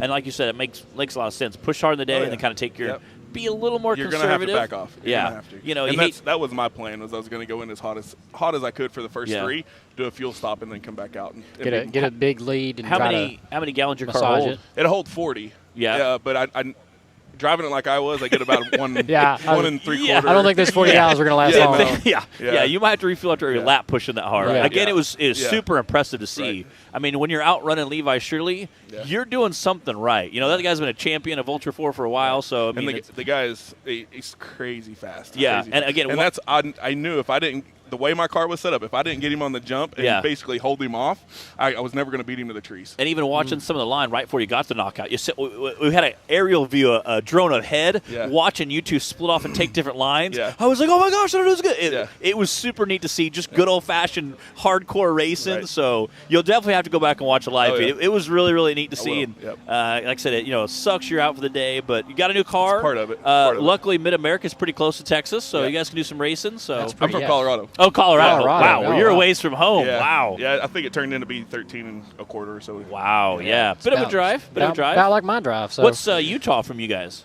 Moab 7 That's and a half. not bad. No, then. yeah. So I'll have this car back at Moab. Okay, too. I say it's only 3 weeks away. I think is Moab for us. So yes, 3-8.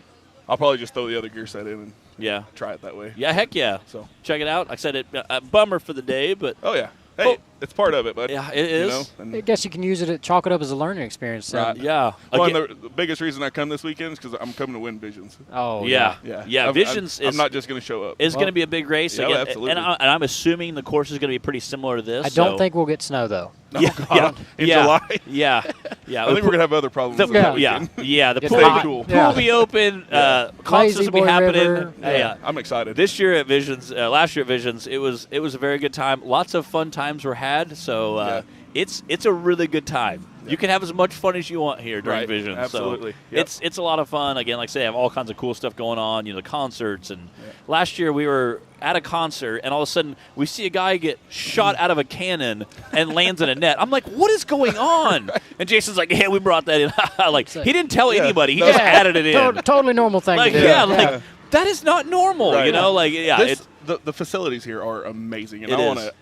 Everybody at home, y'all got to come see this place. And from what I hear on Visions, this was a riot. I can just imagine what Visions is going to be. And again, it's insane. It's so cool. The first time I got to come here, I was like, this is.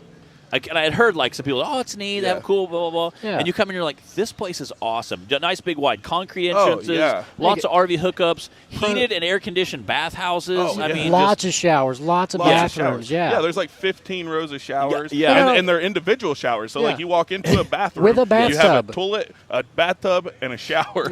They have, by Visions, they're going to have 400 to 500 RV hookups. That's 50 to 75 cabins to rent. So again, depending on whatever how many friends you want to bring, whatever your situation is. Plus, they have, like he said, 2,000, 3,000 open camping spots. So whatever you want to do, you can do it here. So that's pretty cool. Again, the pool will be open. The cabins, I got a wet cabin this weekend. Yep. So awesome. Yeah. You've got a king-size bed, a giant room, a fridge, a sink. And the cool part is, if you're in a cabin, you can tell your buddies, hey, we got a cabin. You can sleep. We got air mattresses, whatever works. I guarantee you could throw another king air mattress in the floor. I'm sure. I'm sure. Wow. Again, it depends. We have a couple. I walked in and it was just thrown back. I was like, well, this is not what I expected. It is. Especially this is not for the a price cabin. point, too. Yeah. It was insane. I can show up with a flatbed trailer and race all weekend. It is awesome. Comfortably. Like I said, and then right on the cabin areas, their food court. I've seen 2 or 3 food trucks there. Usually they have, during Visions, they'll have 6 or 7 different food trucks.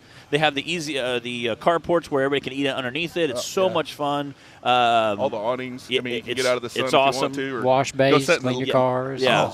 That is free. Yeah, that pull is in there, crazy. wash all the mud off, take a nice clean car home, and again, Ray's doing rock bouncing stuff.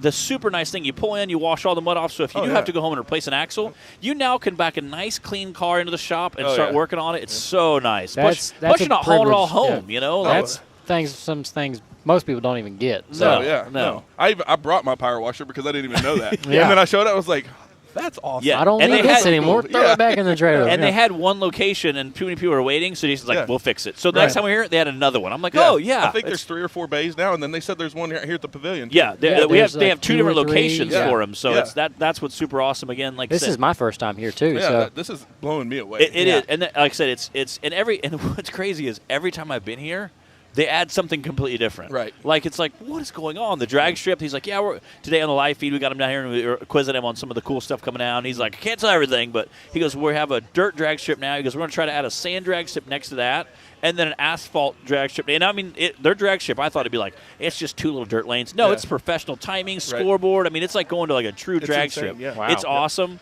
I didn't even know he the had that. people. Yeah. I mean, they're all their employees and their staff are just amazing. Super nice. Amazing. It's awesome. You And can't when- walk in the door without somebody greeting you and say, hey, is there anything I can help you with? Yeah. You know, even if you're just there to look around. Up at the general store, they have a coffee shop. Like, it's like, hey, you want some coffee? Like, what is going on? A full-blown coffee shop. Yeah, and so- then a steakhouse. I ate a ribeye yesterday. Yeah. It was good ribeye. I was it's- like, goodness gracious. It's going to spoil us. We'll Yeah. go back to like a oh, yeah, regular we're going to go to a off-road regular park. race Yeah. and we're going to Yeah. Go to Moab, just sit in the desert. So I say, it's super nice to have it, like I said, the big wide concrete entrance for Rock Road so we can park trucks and trailers. It's super nice to be, again, if you do have to work on a car, for Visions, there's some stuff where guys will be doing multiple days of racing. So, even if you're just doing qualifying one day and racing the next, if you have an issue, it's so nice to be able to put it on a rock road. We saw guys last night changing a transmission. Oh, yeah. So, it's so nice to have this nice dry rock road. There goes Chip. Chip flying through there again. That's his fifth lap, so he has 5 laps to go. Clocked off a 16:20. Look at that. Hang on, this is his new time. We'll see what he's at. 16:20.837. He ain't slowing down. For No, nothing. I think that's in roughly his time last 3 laps. I think the last one was 6:15, so he's not slowing down. Not at all. We'll see. 16:13 was as fast as I think. Yeah. Yep. We'll see what his. I'm interested to see what the split is right now because he's been gaining about. It was 2 minutes, right? Minute and 57 seconds. Yeah. So it's right at 2 minutes. We'll see what it is this time. See if he can't spread that lead. He's gaining, I think, at least 20, 30 seconds a lap. Yeah, which there again you go. makes, like you said, That's perfect sense. When you said that, I was like, that's a really good idea. Because Go you're out going to have there. to back. I bet this lap he probably backs Backs a little. off. Maybe maybe one more. It's Yeah. dark out here, but it's way In them darker woods, in the it woods. gets- Yeah. Like I said earlier, I'd already thought there was a tree across this. Yeah.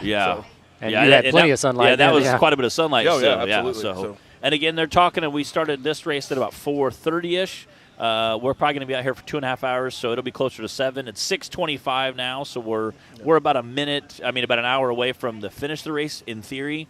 So in an hour from now, it will be pitch black. So again, lighting comes into play there. Plus, again, how much you pre-run the course. You got to think too. These guys that were chasing in the mud and stuff too. Their lights aren't going to be there. Oh yeah, Half their lights Yeah, are I gonna be know. there, so. That's what I was So- worried about with some of those guys. I looked; they had two big old light bars on the front. I'm like, those are on the front, right? Yeah. I hope you're not behind anybody for Right. any part of the race. Yeah. So And that was something that I'd seen today from all the snow melt in those trees and down in them canyons. More mud puddles than there Yeah. ever was. Oh, yeah. I blew Yeah. through one thinking it was just a skimmer, and I drenched myself. We accidentally dug those out this morning Yeah. pretty bad. yeah, they were I was pretty going bad, way out of the way to Yeah. avoid them and back Right. on the trail. Terry I Matt should have paid attention to that, but I just blowed right through it, and I was like, Yeah. oh no. Yeah. So, Terry Matt was down there talking about going through one of the big first puddles real early this morning, and he said, first puddle hit, I thought, I'll grab my rag, and it just stuck to my face Oh, mask. yeah. He said, I just had to open it, and it was like flopping on there for a while. But, that's a pretty good time. We got some more action coming on. Taylor didn't have his headset on. So, well, cool, guys. Thanks for having I me. appreciate Yeah, you hopping up Hey, it was here. good to meet you. Congratulations. Yeah, thank you. Good luck. We'll see you, like I said, a few weeks here at Yep. I'll be at Utah. Moab. So Yes, it's sir. a good time. Yeah. I know Terry was talking about it, so Yep. I'm sure it'll be a good time. Yep. Well, just appreciate think you about it. coming You only up. got like some gears to change and bring the car back Yeah. out. Pretty Yeah. much brand new. So. Hey, and make sure everybody tells JT happy birthday. I will. Oh, yeah. All right, we'll see you. All Well, right. there's my guy going through the pit. I wonder what he's doing. Yeah, and we'll be back right 'Cause that after is- these messages. That is second place. Ready for any challenge. Maxxis tires can handle even the most punishing off-road conditions.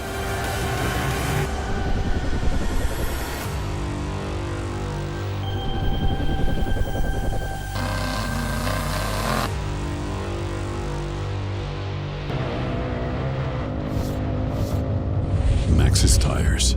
Tread victoriously.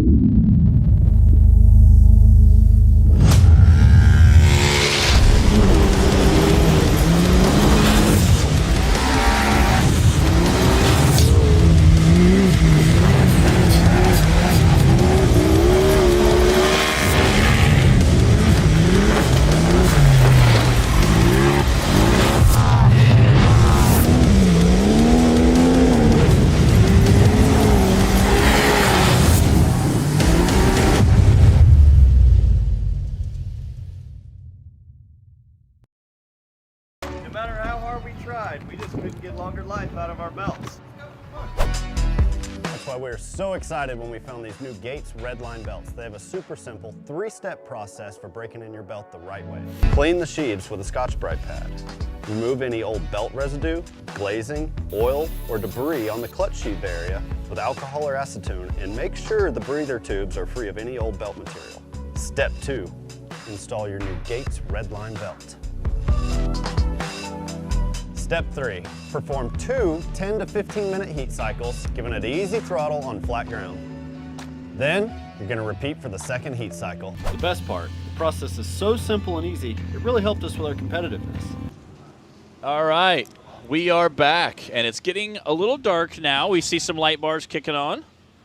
And some of them have been running them the whole time, which is awesome. Yeah. So we have Chip McLaughlin came through again. We've had Colin Truitt up here with you and Ryan Rockhold. Unfortunate for Ryan Rockhold. Yeah, he said he blew a front diff, which stinks. He said, I was blazing through, and he said, I came up, hit a little bit of lip, came down and landed. When I landed, he said, I blew it out. He said he kind of had the same philosophy we talked to. I said, so how do you think some of the guys are going to go? And he talked about some of the speeds, and he said, well, some of the guys are getting out and pushing it really, really hard early. Mm-hmm. That way they can get a little bit of lead, especially Chip. Right. Get out there, set that good lead, get out a couple-minute barrier, and then back it off a little bit as night falls. That way you don't have to worry about hitting stuff. I'm sorry, I'm going to interrupt. I just saw that come across. Chad Hunt, he was a minute 56 behind Chip. Okay. That just now on this last lap, he was 2 minutes and 42 seconds behind Chip McLaughlin. Almost a full minute. Right. Almost a full 3 minutes. He did come in and stop. Okay. And somebody else is in right now as well. I can't quite make out who that is. That's actually Tim Hooper, the Fuel Works. Okay. Great car. Very good car. Again, you can see the big floodlights out there, so we still have a little bit of daylight left. So we still got some really great shots there.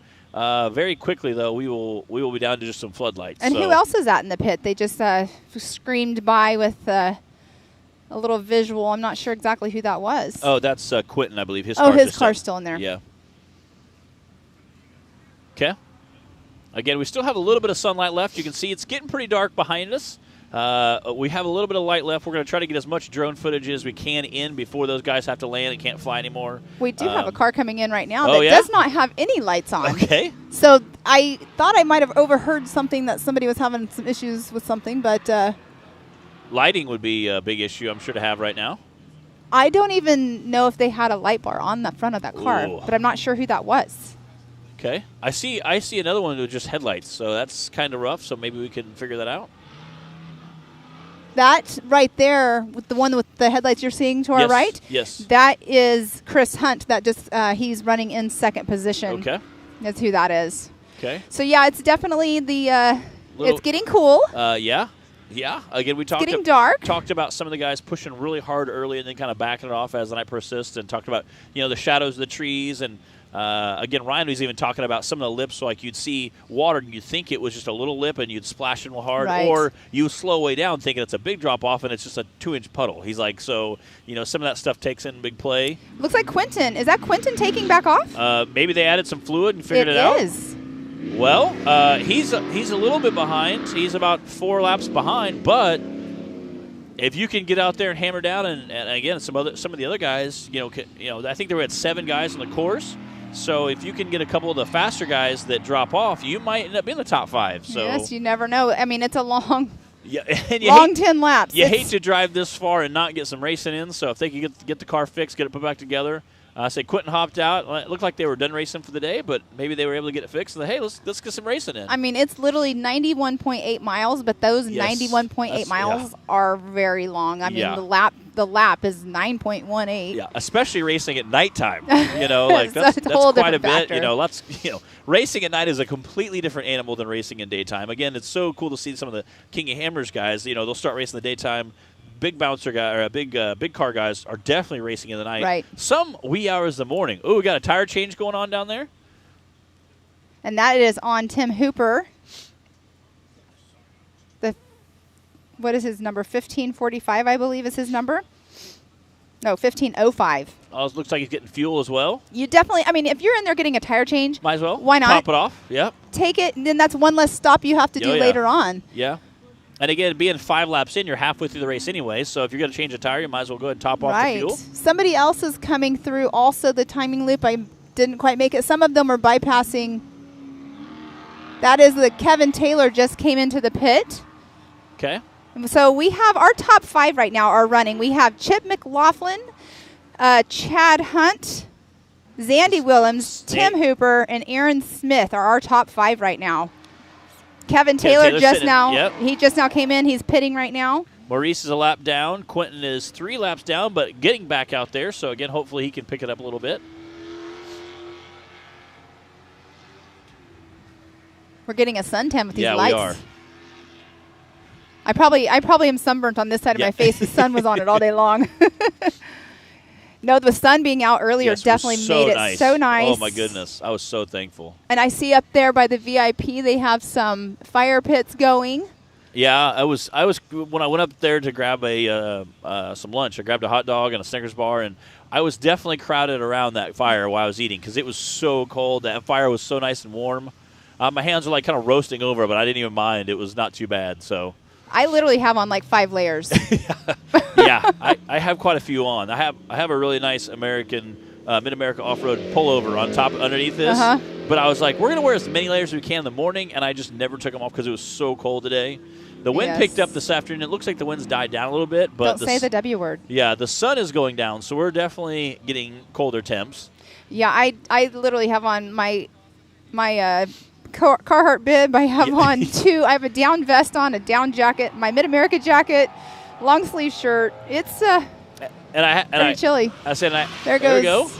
That's the number 40 of Liam Maurice. Yep. Again, I had some Carhartt bibs at home, too, and I saw them and I'm like, I won't need those. It's 65 degrees. Something I failed to bring was my mucks. Au contraire. It's very cold. They have that whole store up there. Yeah, I'm sure they got something. Muck boots. There's a couple guys said they went down the road and got some boots and some different rain gear because they weren't sure what the temperature was going to be like, and they were calling for snow, possibly rain. Right. So they're like, yeah, let's get it halfway set up. So last year when we were at Rush, Kentucky, I didn't even think about it. Like I wasn't expecting to get in any race cars, but that's when I actually went out and I did a pre-run lap with Jamie McCoy, and they had Frog Togs. Yep. And because it was muddy. Yep. So they had an extra pair. So now I actually travel with them. I should have super brought thin, them. super light, but they're 100% waterproof. Super awesome. Love them. But here, when you're racing, it's a little different story though, because you have a fire suit for a reason. Yeah. Having something on top of the fire suit might not be so good. I said a couple guys messaged Clyde. They said, how many layers can we put on top of a fire suit for qualifying? They're like, it's a little cold, it's snowy. Can we put 2 layers on, 3 layers on? We were kind of laughing, because they're talking about, hey, we put some bibs and a Carhartt on over our fire suit. Like, is that okay? Yes. I said, well, the water. I'm sure once you get everything wet, I'm sure it's not going to burn very well. So I think you're probably covered there. But again, I said we're down to 7 racers, but I think Quentin's back in, so that put us back up at 8. So 7 racers. And Quentin has not happened like this all day long. There are 7 racers all on the same lap. Which is awesome. And again, we saw Quentin pull away. He might be going back out of the track, or he might be just heading up to the truck and trailer. I don't know. He took off like he was getting back on a race course. He did. So, again, he might be out there. We'll have to watch him, see if he comes blazing around through there. Or, okay, we did have to land the drones. That stinks. Again, they're not licensed to fly at night, so we can't have the drones up at nighttime, but we will have some cameras. That's Quentin right there. So he is back out on race out course. there racing, so... A little blurred vision there, but I think he's the only orange and black car we have in the course today. Of course, once they get look at his light colors in the front. Once you get a 1/4 inch of mud on there, you can't really tell much of the cars. You kind of look at almost design. But Quentin's a good buddy of mine. He's a great guy. Like I said, he started at Ultra 4 Racing because he was like, I saw it on YouTube, but it looked cool. So I thought, I'm going to do that. Bought a car, jumped in, didn't know anything about it, was just super excited, got a truck and trailer, hauled it out there, and has a ball, have a good time doing it. And I got to meet him and really get to know him real well at the Unlimited Off-Road Expo in Texas a few years ago. They had a Dallas-Fort Worth area, had the Texas Motor Speedway. We got to go inside, do some cool stuff there, and got to meet him and hang out with him, and had a blast that weekend just goofing off with there. There was a couple Ultra 4 guys there, a couple bouncer guys, and had a blast. Super, super cool guy. Got to hang out with him, King Hammers, this year. So super neat. Raced Hammers and Ultra 4 series for a while, so I think you're going to see some more of him. Again, like I said, getting back in the car halfway through the race and said, hey, let's go out there and knock down some laps and get some racing in today. I mean, that's kind of what it's all about. Right, right.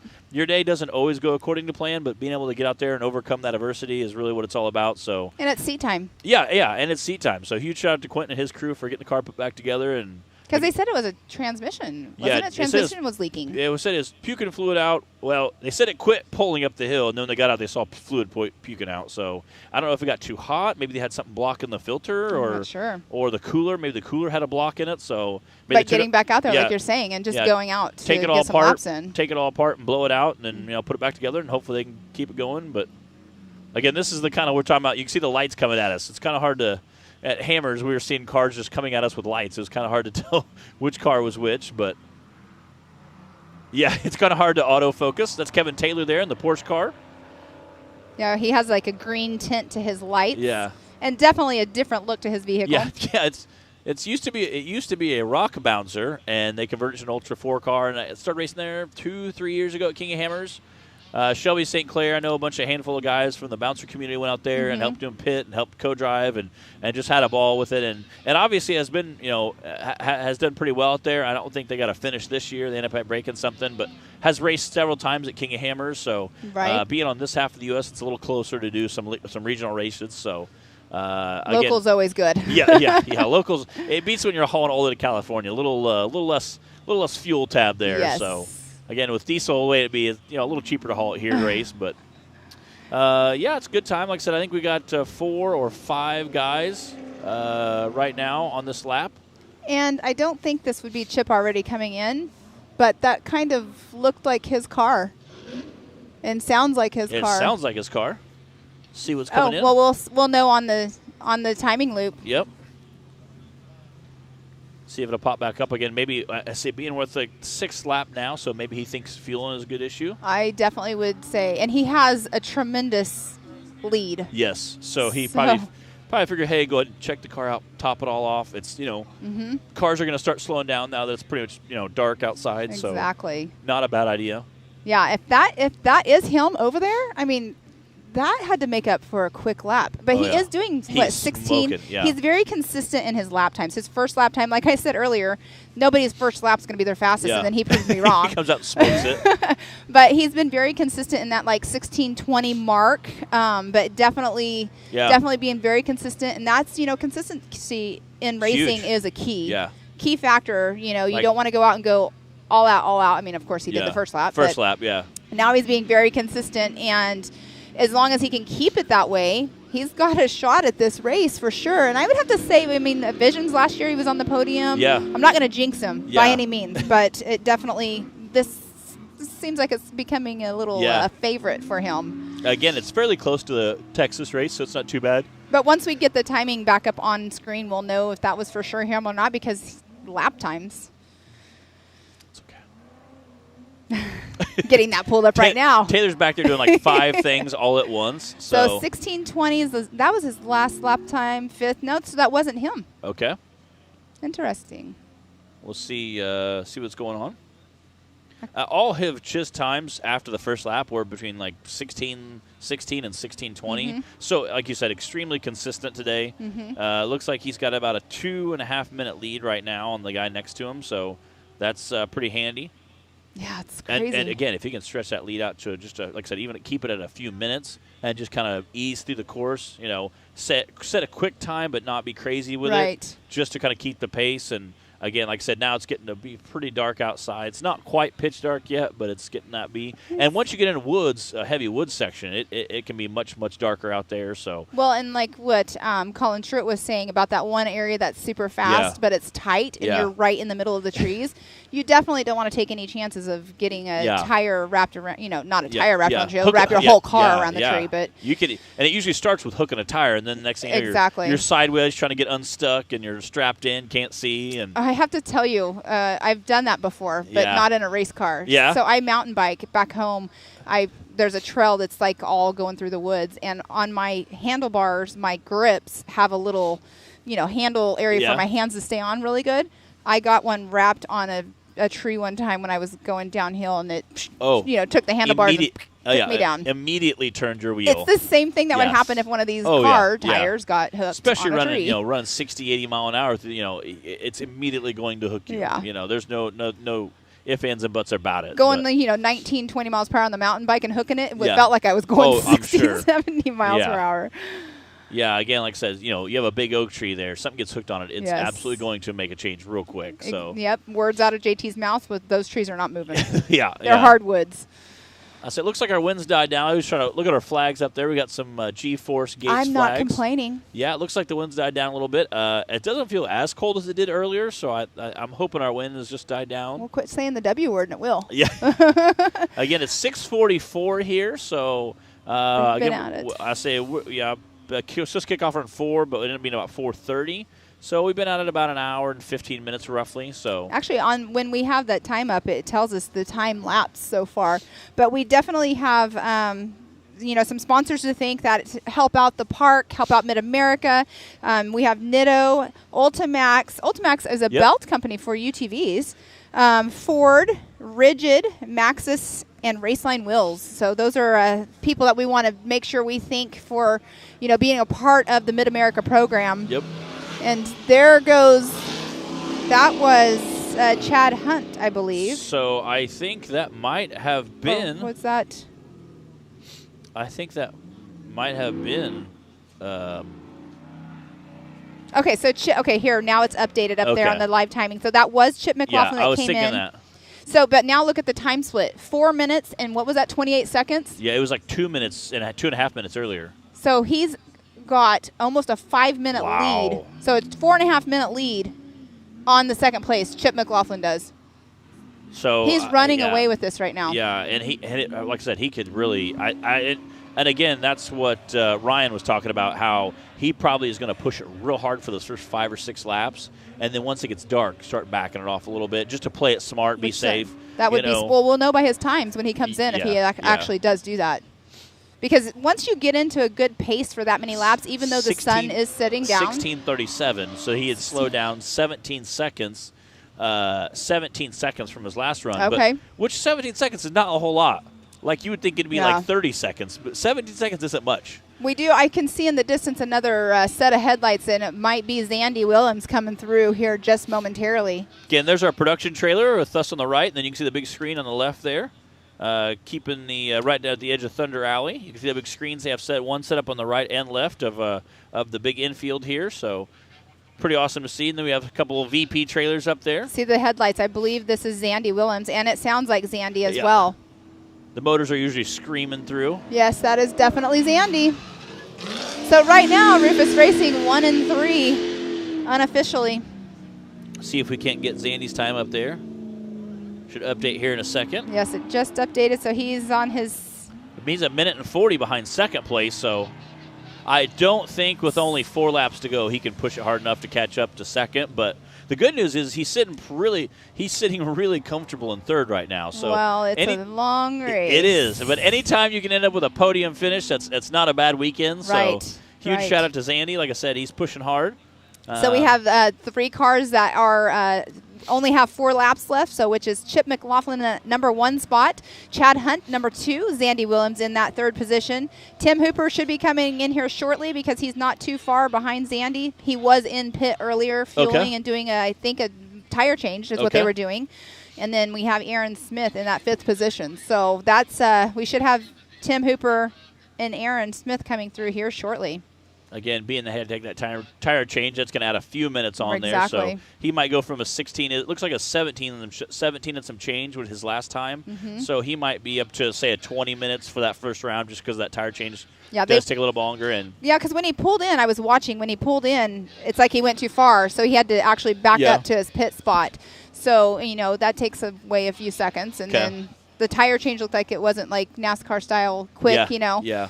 And again, they went ahead and topped off the fuel. At that point, he had 5 laps in. So if you're halfway through the course, you might as well go ahead and top it off. Just be safe, be smart. And if you're stopped for something else, do it. Because why make an extra stop just for fuel? It's just smart teamwork. Yeah, you're at pit strategy. At that point, you're halfway through the race. Go ahead and top it off. Again, that way you don't have to stop for fuel at least anyway.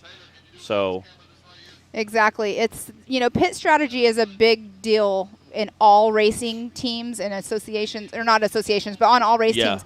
But the thing about it is, like, you have a pit strategy, but you also have to have, plan B, because flat tires or whatever. So you have to have, backup plans as well. So and that pit strategy comes into play a lot. And like I said, we had talked to several guys about their pit strategy and what Terry's talking about how we try to get to later on in case they did get a flat early on. That way they only have to stop once. So that's pretty huge. Looks like Taylor and Maurice are both also setting around an 18-second pace. So it looks like this should be a fairly tight race as of right now. Again, we know we have a few laps to go, and they'll be at nighttime. So those nighttime laps can play a little havoc. So, but it looks like everybody's running pretty competitive right now, anywhere from 16 to 18 minutes per lap. So, not bad time. Again, like I said, we'll see. I don't think we'll see anybody get lapped here since we only have 4 laps to go. Let's see here. I'm trying to think. In my head, I'm so cold, my brain's not working right. So what is that? So 16-minute laps, and there's 4 left. That's about a little over an hour? A little over an hour and 4 minutes, roughly. Again, like I said, I think we're going to see that 16 time back off to probably closer to a 17, just because of the, again, like I said, we're almost down to the pitch dark area, so you can't really see at nighttime. Yes, I know a lot of these guys run some of the best lights out there, and they have a very, very well-lit race car. Lots of off-road companies out there make great products, so it does help. But, you can't outrun your lights, and there's a lot of trees in these wood courses. You know that, hey, you're pushing that hard. You're sitting in a great spot. The last thing you want to do is cut a corner too sharp and tag a tree and break a hub, and now you're out racing for the day. So. And, after this race is over, what's really cool is Jason has put together a driver appreciation dinner tonight. Awesome. So we're all going to be going over to the shop after this, and there's going to be, everybody can sit and talk about their race day, and there's Tim Hooper just came through. The fuel works. But if you're, in your pit and you don't remember, just remember there's a driver appreciation show up to the shop after the race tonight, and Jason wanted to make sure we let everybody know that and remind everybody. So that's another bonus that he's doing tonight for the drivers. Awesome. I mean, look at what they're going through today. We've all been working hard. They've been out there racing hard. So it's awesome to have, that extra little bonus at the end of a race day. Yeah. Okay, we're getting word. We're going to cut over to commercial real quick, and then we'll come back and talk about our leaderboard and wrap up that 4th lap for you guys.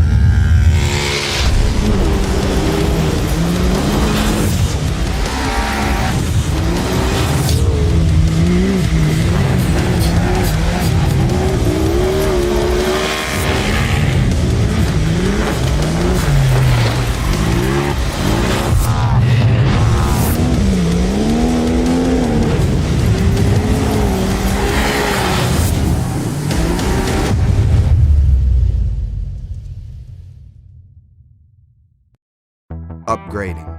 It's what we do. So upgrading is what we did.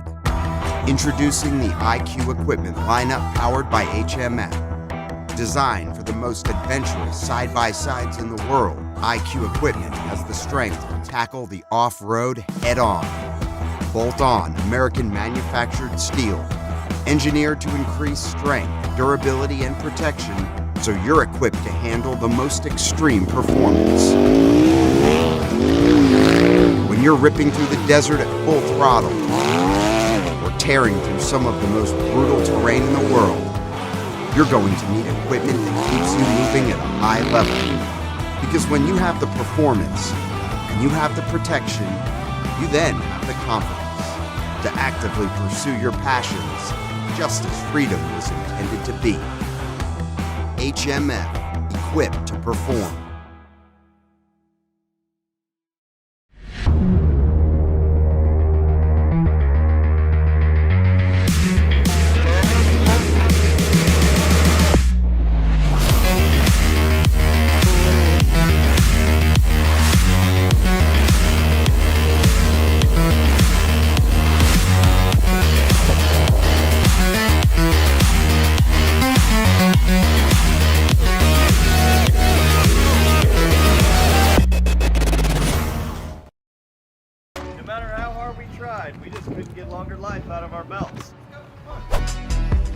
We were so excited when we found these new Gates Redline belts. They have a super simple 3-step process for breaking in your belt the right way. Clean the sheaves with a Scotch-Brite pad. Remove any old belt residue, glazing, oil, or debris on the clutch sheave area with alcohol or acetone, and make sure the breather tubes are free of any old belt material. Step 2, install your new Gates Redline belt. Step 3, perform 2 10 to 15 minute heat cycles, giving it easy throttle on flat ground. Then, you're going to repeat for the second heat cycle. The best part, the process is so simple and easy, it really helped us with our competitiveness. Yep. Your usual, sir? Please. The sound of a 1000cc turbo engine cranking at 8,000 RPMs just got better.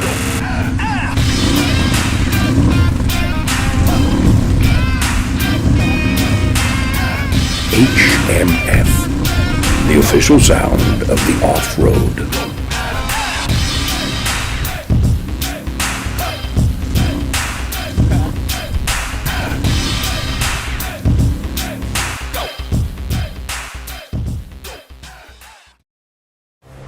Ready for any challenge. Maxxis tires can handle even the most punishing off-road conditions.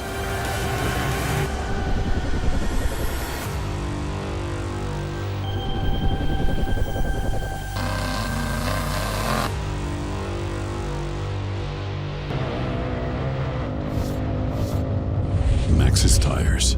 Tread victoriously. All right, we are back. We've had about half of the field finish their lap, and Chip literally just came through. I think 4th and 5th place were battling pretty hard. There was only about 10 seconds between them, so it'll be interesting to see how that unfolds. I know we had a couple guys in there battling pretty hard. Chip just came through. That's his 8th lap, I believe. He just completed his 7th lap. He's on his 8th now. 8th lap, so we got a few laps to go. Again, like I said, it's 7 o'clock now, so we're hopefully about 30 minutes from the end of the race. Again, we're checker flags, so we'll see how it goes. We had some questions on the live feed. We did. So you guys can answer these. First of all, let's do one really quick. There is Corey Nasso is asking if there's any updates on Levi. And Joey, you have some updates for us, correct? Yeah, so Levi, you know, he come off the line. He was our pole setter for the day. He come off the line hard, but Ryan Rockhold come around him. So when they were coming out of the short course, they started up the knockout hill, and Ryan and Levi were making some contact. I think Levi chose to pull back and let Ryan kind of get out there. So as he come through in front of the bounty course, everything looked good and was fine. But when he made that turn and he was going to go into the woods, his car just shut down, and he actually just shot down in the woods, down into the bottoms of the trail there. Tripp went over there earlier and pulled him out and pulled him back, and Levi said, you know, the car actually seems fine, but I believe his CDI ignition or something to do with his fuel injection, wouldn't fire the car. Okay. So he's been out ever since the beginning of the race. Okay, so it was like it was trying to fire, but it wouldn't fire. Yes. Okay, I know that there was an issue. Yeah. I actually went out with Tom Ways at King of the Yep. Hammers, and I was Did pre-running y'all kill with any him. bears? No, we didn't kill any bears, but we weren't actually pre-running. He was just actually showing me the rock trails, and he had a similar situation that happened when we were out. yeah. And thank goodness that happened when he was just out Yeah. trail running. Fuel because pumps were a huge thing last year. There's tons of guys that had fuel pump issues. So obviously we saw a lot less of that this year. 20 or 30 races got knocked out last year to fuel pump. We've even seen guys double up on fuel pumps coming out. So yeah, well, with Tom, it was in the computer behind Yeah. the seat. But we also have we have a question from Jeff Sligers. He's wanting to know how far can a 4400 go on fuel? So that is a tricky question. Mm-hmm. These cars range anywhere probably on the low side to 500 to 600 horsepower up to well over 1,000. Different configurations. You may have some that may have a smaller 30, 40-gallon fuel cell, and some of those guys may be much larger than that. we had some guys up here earlier, 60-gallon fuel cells. Yeah, 60-gallon fuel cell. So a 60-gallon fuel cell on a 750 horsepower mild-built car that's running on something like C16 that may be a higher fuel. There's so many variables. I would say that I wouldn't count on much more than 4 to 5 miles per gallon for any of these cars. Some of the high horsepower cars said they were getting anywhere from 1.4 to 2 miles a gallon. I know obviously your 600, 800 range, you're probably getting 4 to 5. So again, there's so many variables, and that's why we talked to a couple of racers about pit strategy comes into play so big in a race this long. Because you have to figure, okay, how far can I go? We've seen a couple guys have to run back and forth with fuel because they didn't quite get it right. They're trying to be down to the nose because you don't want to carry a bunch of extra weight with you. Right. But at the same time, you also want to make sure you get in here and make that pit. So 100%. You try to make those calculations, but you can't predict how hard you're going to drive. You think you know how hard you're going to drive, but you get out there and the course is faster, so now you're running harder. So now your whole pit plan's got to change. You got to radio that in, or maybe you got to get more fuel. So it's definitely one of those things. Most of these guys would err on the side of caution of over-preparing. I think most of these guys here were prepared to do pit stops twice, but I will tell you what it looked like is these guys all pitted on lap 5 or at the end of 5, start of 6. Yep. So they kind of told themselves, hey, I made it this far in the race with a full with half with a full tank. So if I get fuel one time, I can go the distance, and I think that was everybody's strategy. Right, and we saw Tim Hooper. He was in the pits earlier doing a tire change, and they were fueling. So that's where, like, we were talking about pit strategy. It's like if you're already in the pits, but you weren't going to actually pit for a couple more laps, still go ahead and just get that done right then and there because then that's one less stop. Zandy coming through there. He was sitting in 3rd place earlier, so I think he's still securing his 3rd place lead. He had about a 2-minute difference between the guy in front of him and him, so I don't think he has quite enough pace to pick up that 2nd spot, but again, still going to hopefully end up with a podium finish today. So, Chad Hunt, he's been holding that number 2 spot all day. He's a fast racer. He don't make a whole lot of mistakes. I don't look for him to make any mistakes through the rest of this race, this deep into it, being on their that should be the starts of their 8th lap, I'm assuming now. And, man, I'm here to tell you this has been a pretty consistent race. All these guys are kind of just racing their pace, hoping something happens to somebody else, not nothing bad, just saying that maybe they can make a position because they're just more worried about making a mistake themselves. Keeping their pace is more important than trying to run that guy down right now. And again, we've seen every once in a while leaderboard pop there. Between all 7 racers that are on the track right now are between 16 and 18-minute lap times. So it's a pretty tight window from everybody. So it is. I think we're seeing really consistent times. Guys try to push it really hard when it was light outside. Now that it's dark, they're trying to be a little more conservative, a little bit smarter. And again, I haven't really seen you guys make mistakes yet. So well, and you look at Chip. He had a 4.5-minute lead. On Chad Hunt. So, I mean. So it's like, back it down, take it easy. Like, it got dark. But he was running a very consistent, 16-20 lap every single time. Almost on the dot. Up until it got dark. And again, Ryan kind of mentioned that. Ryan Rockhold was up here and said that, Okay, we're going to get to go through the leaderboard here. So there we go. Oh, look at that. So Zandy Williams, they have him up there in 2nd position now. So Chip McLaughlin, Zandy Williams, Chad Hunt, Tim Hooper, and then Liam Maurice. All right, so as we were talking about that, something did happen between Chad and Zandy. So I ate my words right there. No, and again, like I said, we'll see that last 2 or 3 laps in the dark. With their lights on, those trees kind of play tricks on you. You think you have a little more room than you do, or you start slowing down a little early because you don't think you have enough room, and so that lighting can kind of play a trick on you. So I think the last couple laps may change our leaderboard around a little bit. Well, and then if you look up there is a 4-minute and 49-second time split between Chip McLaughlin and Zandy Willems, teammates of Rufus Racing. Which is awesome to see those guys in 1 and 2 spot. I know, that's kind of a big gap, but it's super cool to see that. And again, hopefully they're radioing Chip and saying, hey, listen, you have a 4-minute gap. Take your time, be smart, race safe, don't make any mistakes. You only got 3 laps remaining, so don't waste anything. So be smart about it. Like I said, we got about a half hour left, depending on, again, track time. So, but it looks like even with the dark, we're still right around that 16 to 18-minute range. Okay, so David is wanting to know where his brother Quentin is. So David. Back on track. Back on track. We just saw him right as we were ending our commercial. He came flying through. So he's back on track, making some laps. Again, he's about 4 or 5 laps down, I think, from everybody else. But he was having a transmission issue, is what it was going on. So he had some transmission problems, but they had him in the pits for quite a while. But he's back out on course. 4 laps down is where he's at. But, again, coming out, still finishing 8th place. Would be kind of great. Like I said, it's not a points race. This isn't an official Ultra 4 race, not a points race. This is the 918 Grand Prix. So getting out, getting some feel for the car, checking out the park. I think a lot of guys wanted to just come check out the park. They're like, hey, let's just check it out. This will be a good excuse, Well, they just want to go racing. Yeah. They just weren't expecting snow. Yeah. Yeah. So that's kind of cool to see the guys get out here and do some racing, check out the park, and see some of the amenities, and kind of get to meet everybody, see the lay of the land. It's always nice to get your first time there, get the lay of the land, figure out, okay, where we're going to park at, where's the best place to go eat, do they have a Walmart close, that's kind of, if we break something, there's an O'Reilly Auto Parts in town, so that's handy. You can run inside, get some stuff, which I know there's some guys heading in there to get pulleys for the front of the engine, so it's kind of neat, but and again, you'd much rather do that before a big serious race that's for points, so it's always kind of handy to have that, but you can hear that yeah. That's supposed to be Zandy Chip. Willems. Yeah. That's a Zandy or a Chip car. They were screaming out here in qualifying the other day. Again, qualified 2nd and 4th, I think. So I think we all can just agree that Chip needs to slow down and wait on Zandy. I'm not positive, let's but battle this out. Does Chip have yellow lights on his car? I'm not sure. Okay, because there's a car getting ready to come in, and I'm not positive, but it looks like his top light bar. Might be.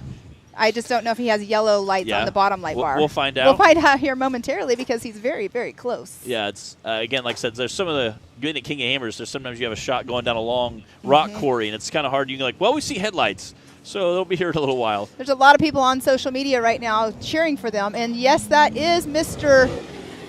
No, that's Tim Hooper. Yep. So he has a yellow light bar. Yeah. So Tim Hooper in the Fuel Works car, been Mr. Consistent all day today. Has done very well. Has done very well. He was in the pits earlier, like we said, just a little bit when they had to do the tire change and went ahead and fueled up. Went ahead and topped off, which is smart. You might as well go ahead and top off fuel while you're there.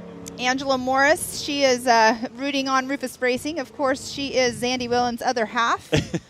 So a lot of people on here rooting for Rufus Racing. I was talking about last year at Visions, Zandy and Chip both were on the podium. So they're kind of trying to own this track here. Man, they had a big weekend out here at Visions, and somebody from Rufus Racing, I believe, won Anthony Yount's giveaway, that raffle that he was doing to help out. And man, I'm telling you, great group of guys. If you don't know them, get to know them, support them. They've been out there. They're always a ball of fun and just great to be around.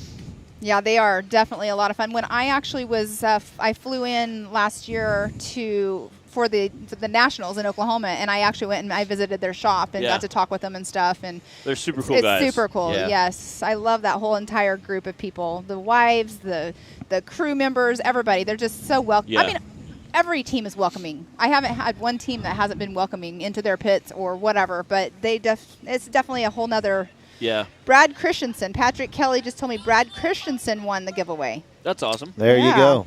I love it that people chime in and let us know some information that we're not sure exactly who wins or who they're rooting for. And Doug Jackson. Go Chip and Zandy.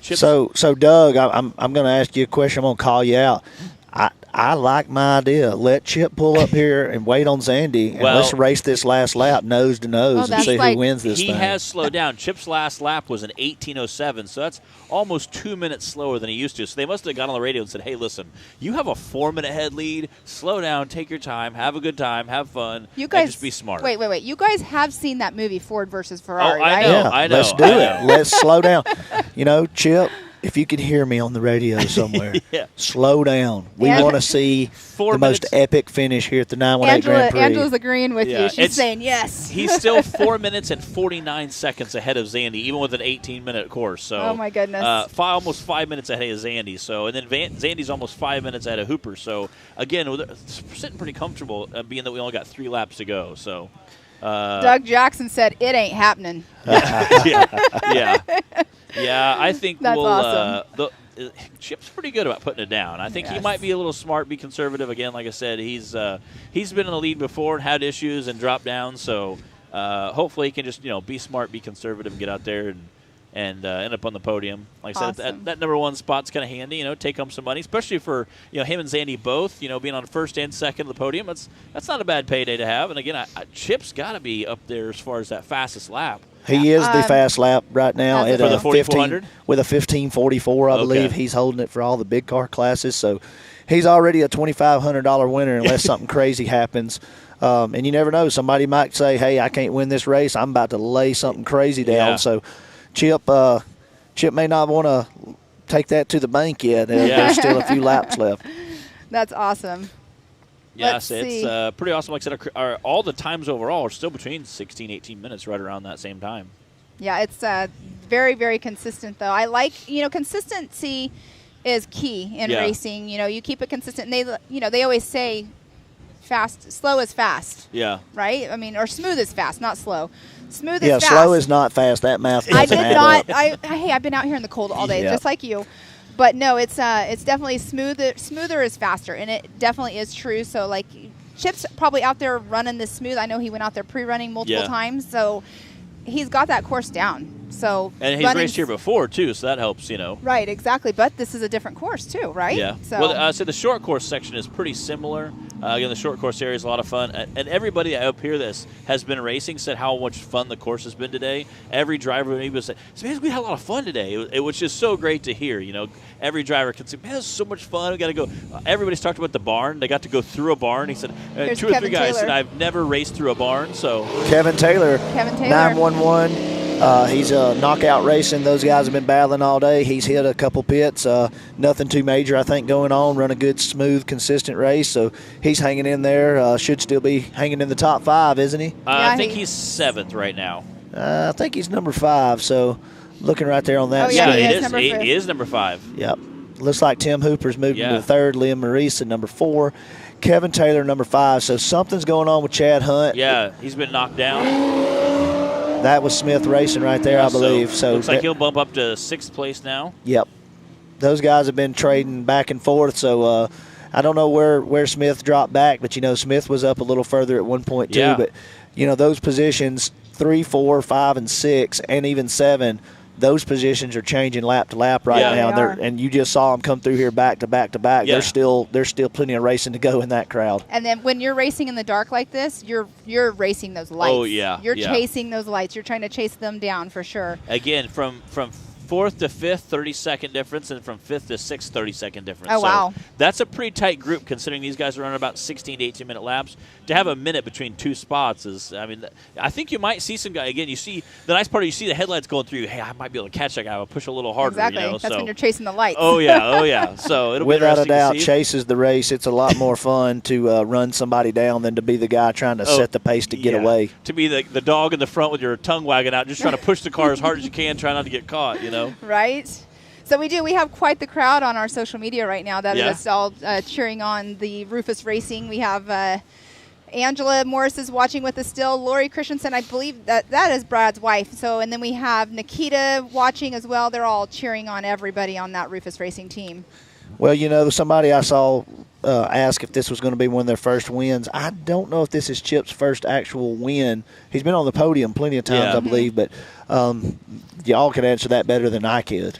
You know, I'm not positive, but it's definitely, if he is, this is his first 918 Grand Prix yeah, definitely. presented by Mid-America. That will be his first win right there. So we've got to finish this thing out. Just a few more laps. He should be coming in any second to start his 9th lap. Yes, and he should be. I can hear him, I think.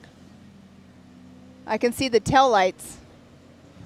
Yeah, there's noises all around us, these big bad engines roaring, but Chip's been coming through here pretty hot, so I'm excited to see how he lays down these last couple laps, especially knowing that Zandy is the next person in line with him. Right. I say that might make him push it harder, though. Oh, here he comes. Sounds like he's coming. You hear him roaring up. Yeah, I knew I could hear him. He's definitely running a little more conservative coming over that jump, which is the smart thing to do. It's the right thing to do. He has backed it down, but by the sound, it doesn't sound like he's backed it down too much. That time he ran a 17:08, so he picked it back up a little bit. Yeah, he picked it back up a little bit. Again, a little bit slower than those 16 laps he was running, but again, just pushed on it still pretty hard.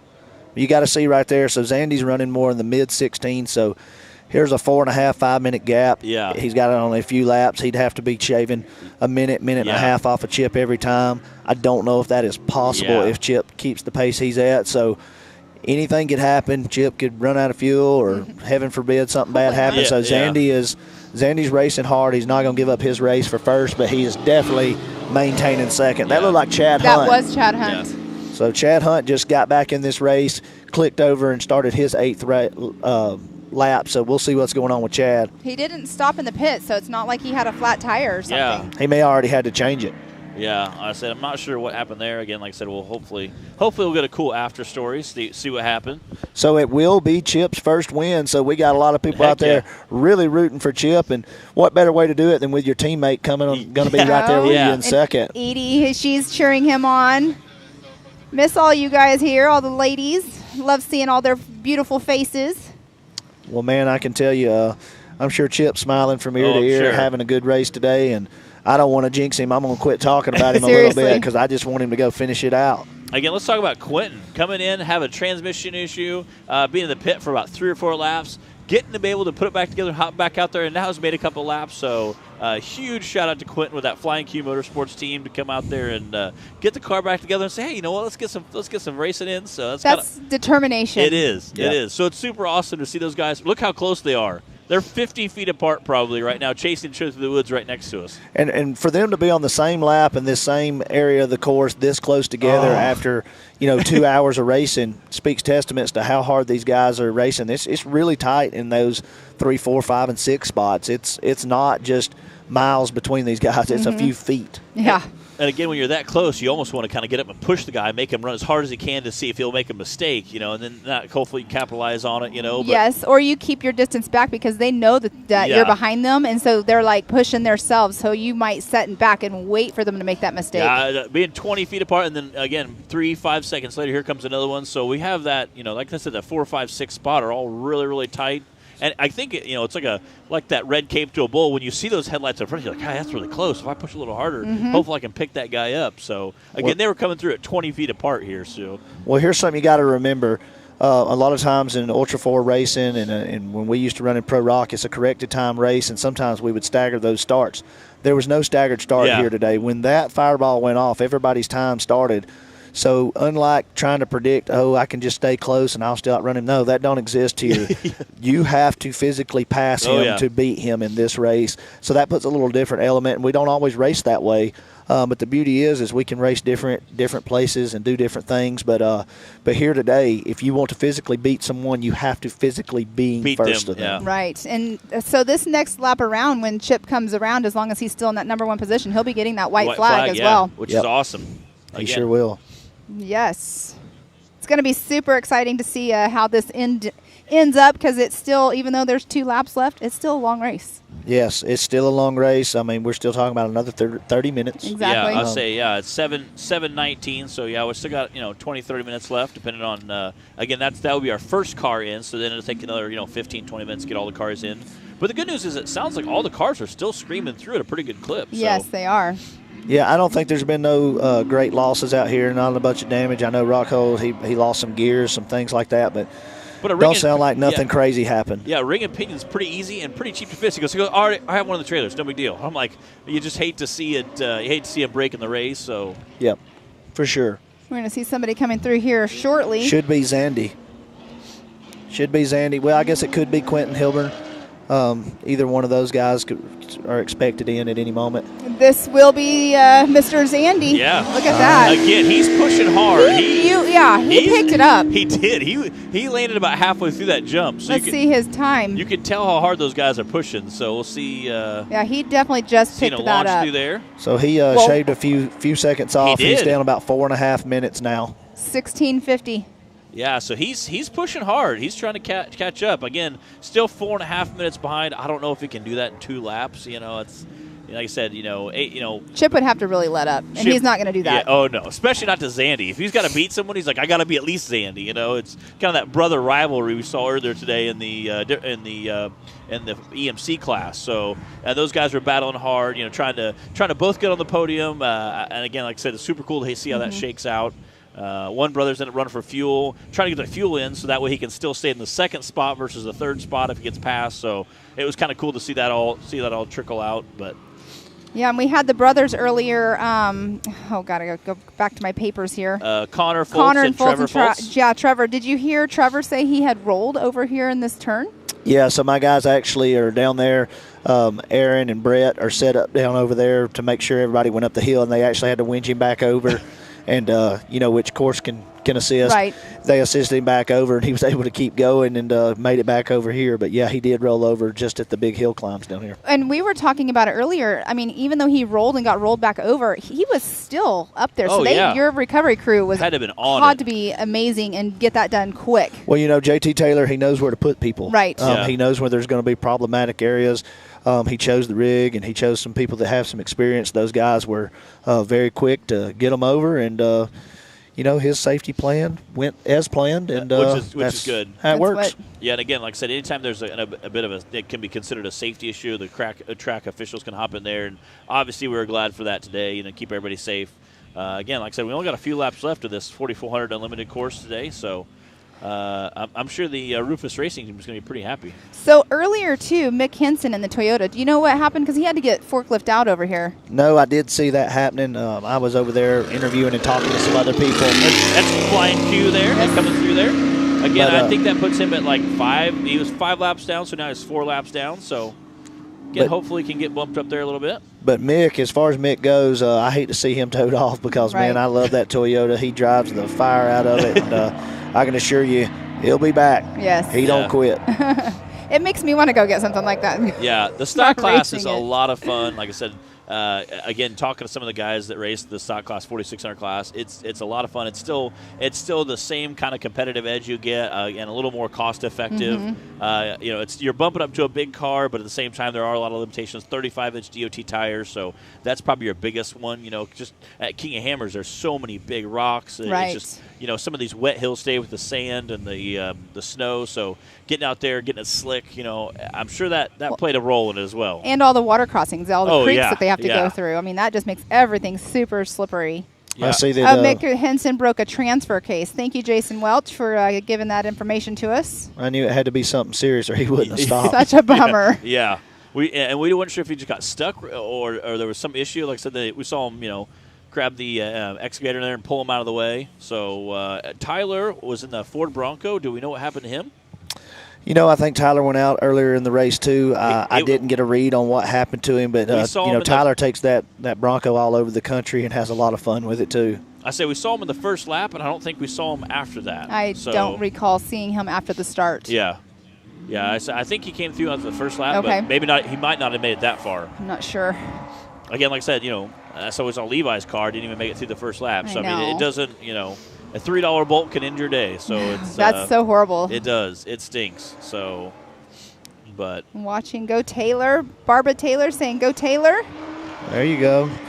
So I think this Quentin Hilburn, I believe he's from Florida. Is that correct? He came up from Florida. Maybe. Oh, I'm not sure. Well, I think he was a little shell-shocked between the temperature change, if that's the case. It's spring break in Florida, and it is winter wonderland here. For sure. He saw a YouTube video and thought, that's kind of cool. And so he bought an Ultra 4 car and went and raced King of Hammers like 2 years ago. And that's how he got involved in the sport, which is just so cool to see somebody go, hey, looks cool. Let's go do it. Did it. Did pretty well. Again, learned a lot. Obviously, your very first race in a car being King of Hammers, you learn that's like throwing a guy in the deep end. You learn a lot very quick. And then came back, did some series racing last year, and then came to King of Hammers this year and had just a ball. Did a great job with it. So learning to swim with the sharks right there. It is. So it was pretty cool to see. And again, like I said, it's so neat to see guys just go, hey, that looks cool. I want to try it. Hop in the sport. So Jason Welch has some more information. He said the Ford Bronco throwing belts and no brakes. Oh man! You know these water crossings don't make it easy on some of those setups, and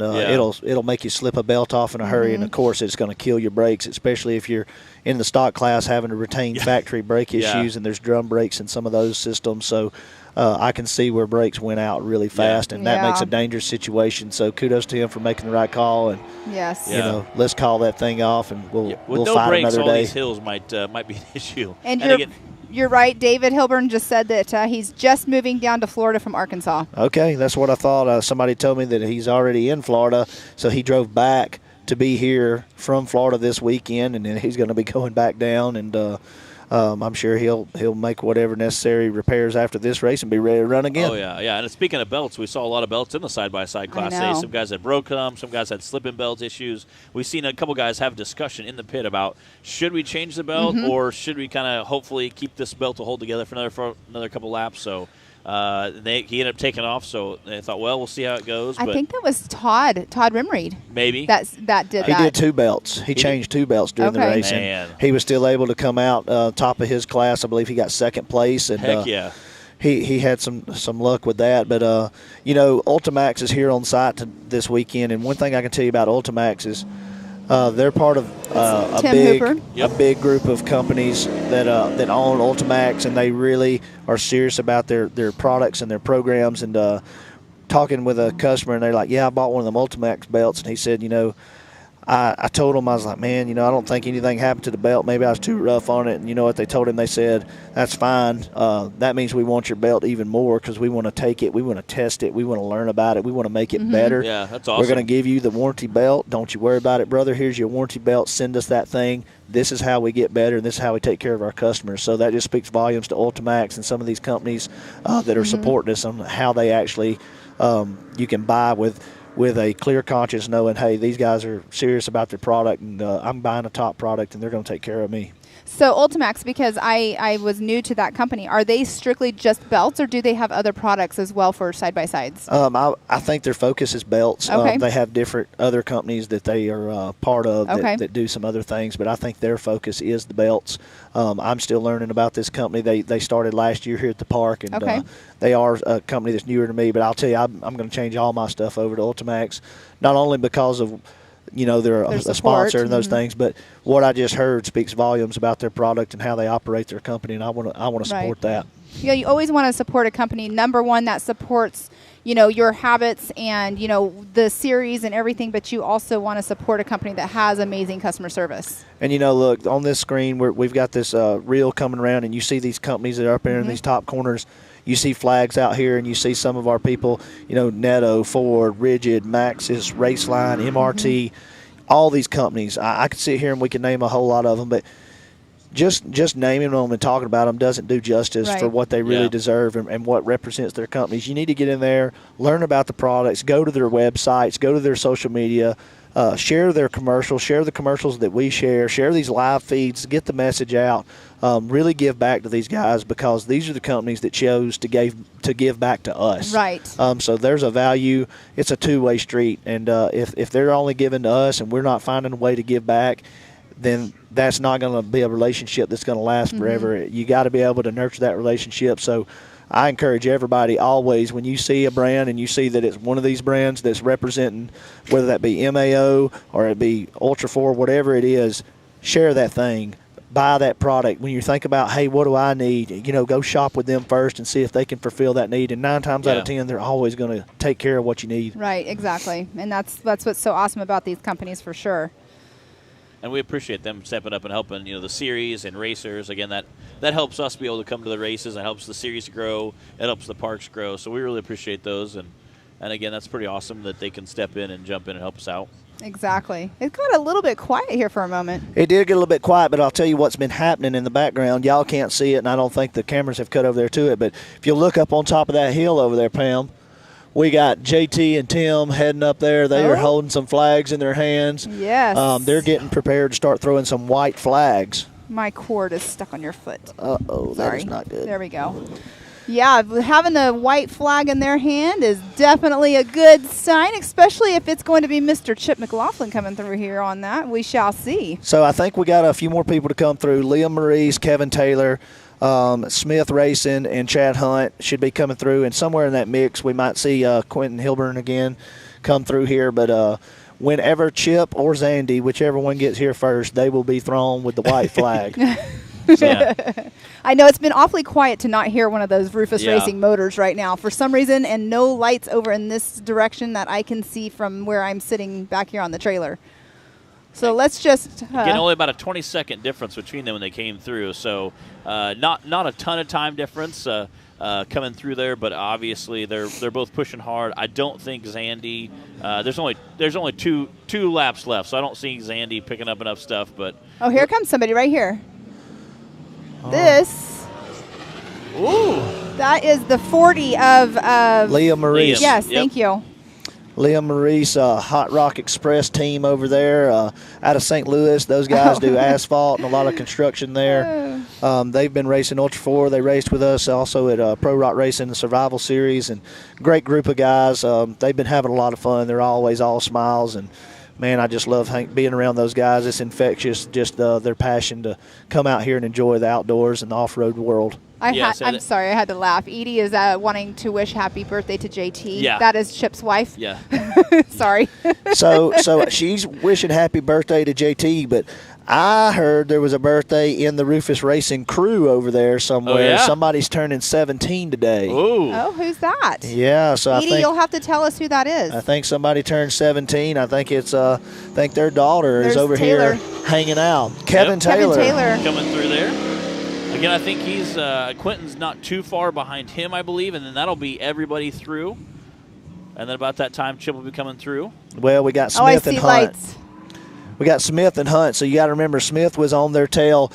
When they come back through here a minute ago, Kevin Taylor had run real up close really to Liam Maurice. So now we've got Aaron Smith coming. Or is that Rufus? You can hear him? This is white flag. Nope, that is Smith. Yeah, That's Smith. yeah, The next one's going to be yep. Chip, I believe. Chip is coming through next. I saw the light bar. Well, Chad Hunt is still out there, guys. He could be out there too.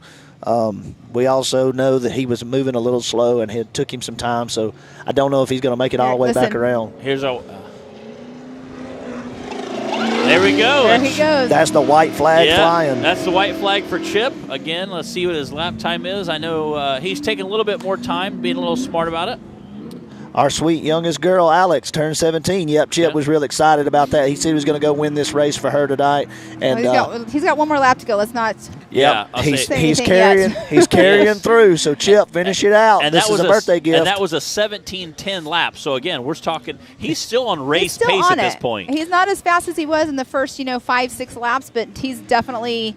He picked it up from, what was it, lap 7, I think, is when he slowed it down just a little bit. And not very much. He slowed it down just enough to kind of probably make sure you can, double check a lot of those trees. And, again, they did quite a bit of pre-running. So they're pretty confident in the trail. Just be smart. Don't hook anything stupid. So, again, and coming in first, having Zandy on the second, that's got to feel pretty awesome for the Rufus Racing team. I'm sure they're down in the pits getting hyped up now, being they just got that white flag that last lap. So. Well, I'm excited to see how fast and hard Zandy's going to come through here. Zandy's been running about 30 seconds a lap faster than Chip, but, of course, I don't think there's enough race left. No. Yeah. But I do think that Zandy's probably not going to lay completely down. You wouldn't want to lay completely down, but you're definitely not going to make up that much of time in 2 laps like you guys were saying earlier. But definitely you want to stick to that number 2 spot. I'm going to be careful saying that because one time at our Race to Riches event, I said that Paul Wolf did not have time to make up 2 minutes and 9 seconds, and he did it. Yeah. He made up 2 minutes and 9 seconds on the final lap, and got himself a pretty big payday increase just in the last lap, and everybody was a little blown away. Oh, I'm and sure. I'm telling the crowd one thing, and something's happening out there that we were not prepared for. It was really special. Huh. That's interesting. Again, yeah, you never know, right? 7:34. We got about 16 minutes left of racing till we get our finisher. There's somebody else that's getting ready to come in, too. Again, that was Chip McLaughlin that just came through. He's our race leader currently. And I think he's going to be our race leader. Again, like I said, it's got about a 4.5-minute lead on Zandy. So Zandy probably also, again, has a little bit of a lead on the third place Hooper. So I would say he's probably going to also be smart about it too. Being that he knows, hey, I can't catch him in 5 minutes, so I might as well be smart and just keep my 5-minute lead. Be smart. Go ahead and clock in a second place. You're getting some money. You're going home with a trophy. Not a bad day. Anytime you're on the podium, you're still going. That's a good day. Yeah, that's always a good day, and just making it this far in the race, all these guys that are still left, they all deserve a big round of applause and a pat on the back to overcome adversity and starting in the daylight. It's cold, moving into the night, racing during the night. They've been out here all day watching all the other races, anxious, ready to go, getting out of their own mindsets. And, sometimes we can be our biggest enemies. They're out there pushing hard, trying to figure out the pace, keep the car together. And, man, they did it. Making it this far in the race, that's already a big feat. Let's see who this is right here. Oh, they're coming through over here, not going on the jump. That is your Chad Hunt. Hunt. I'm not sure what happened to him. Yeah, so Chad Hunt is not going to. I don't know if he's going to pull back to the pit or. They're waiting for him right there. They're gonna do something. So he is starting his 9th lap. So technically, even if he goes back out, he won't be completing his 10th. Correct. Which kind of stinks, but again, still coming out, getting 7th place, I think, for the day. So not a bad spot. Anytime you're in the top 10, you're feeling good. So coming out, getting a 7th place. And how far do you guys pay out? So with all the changes, I do not know for sure. I do think it pays top 5. Do not quote me on that. Yeah, okay. I am not certain. I do know what a first place pays, and that is $15,000. Wow. So Chip is really happy right now. Yeah, I can tell you what first place pays. It's $15,000, and entry fee to what it pays out, that is a pretty heavy purse. And so he's got 15,000 reasons not to crash right now. So. Right? 100%. And there's there Zandy. We go. That's Zandy. Again, that's a pretty good gap, but Zandy is still kind of in ascendant mode. He came launching through. See what kind of time difference. But he did make up. It's 4 minutes and 10 seconds now? Yep, so he's been shaving 20, 30 seconds a lap these past few laps. So I think he'll probably come in here finishing under 4 minutes within Chip's, which is great. Which is awesome. Yep, and Chip, he's been out front since lap 1. Yeah. So Zandy has fought his way through the field. He had to come back. At one point, he was running in 7th or 8th, so he has picked them off, and now he's able to get spread out. So who knows, if the race had changed and maybe he got out front early on, there may not have been hardly any gap between him and Chip. And we're going to, after that white flag, we're going to have a little bit of break. We'll come back after this commercial. No matter how hard we tried, we just couldn't get longer life out of our belts. That's why we were so excited when we found these new Gates Redline belts. They have a super simple 3-step process for breaking in your belt the right way. Clean the sheaths with a Scotch-Brite pad. Remove any old belt residue, glazing, oil, or debris on the clutch sheath area with alcohol or acetone, and make sure the breather tubes are free of any old belt material. Step 2, install your new Gates Redline belt. Step 3, perform 2 10 to 15 minute heat cycles, giving it easy throttle on flat ground. Then, you're going to repeat for the second heat cycle. The best part, the process is so simple and easy, it really helped us with our competitiveness. Yep.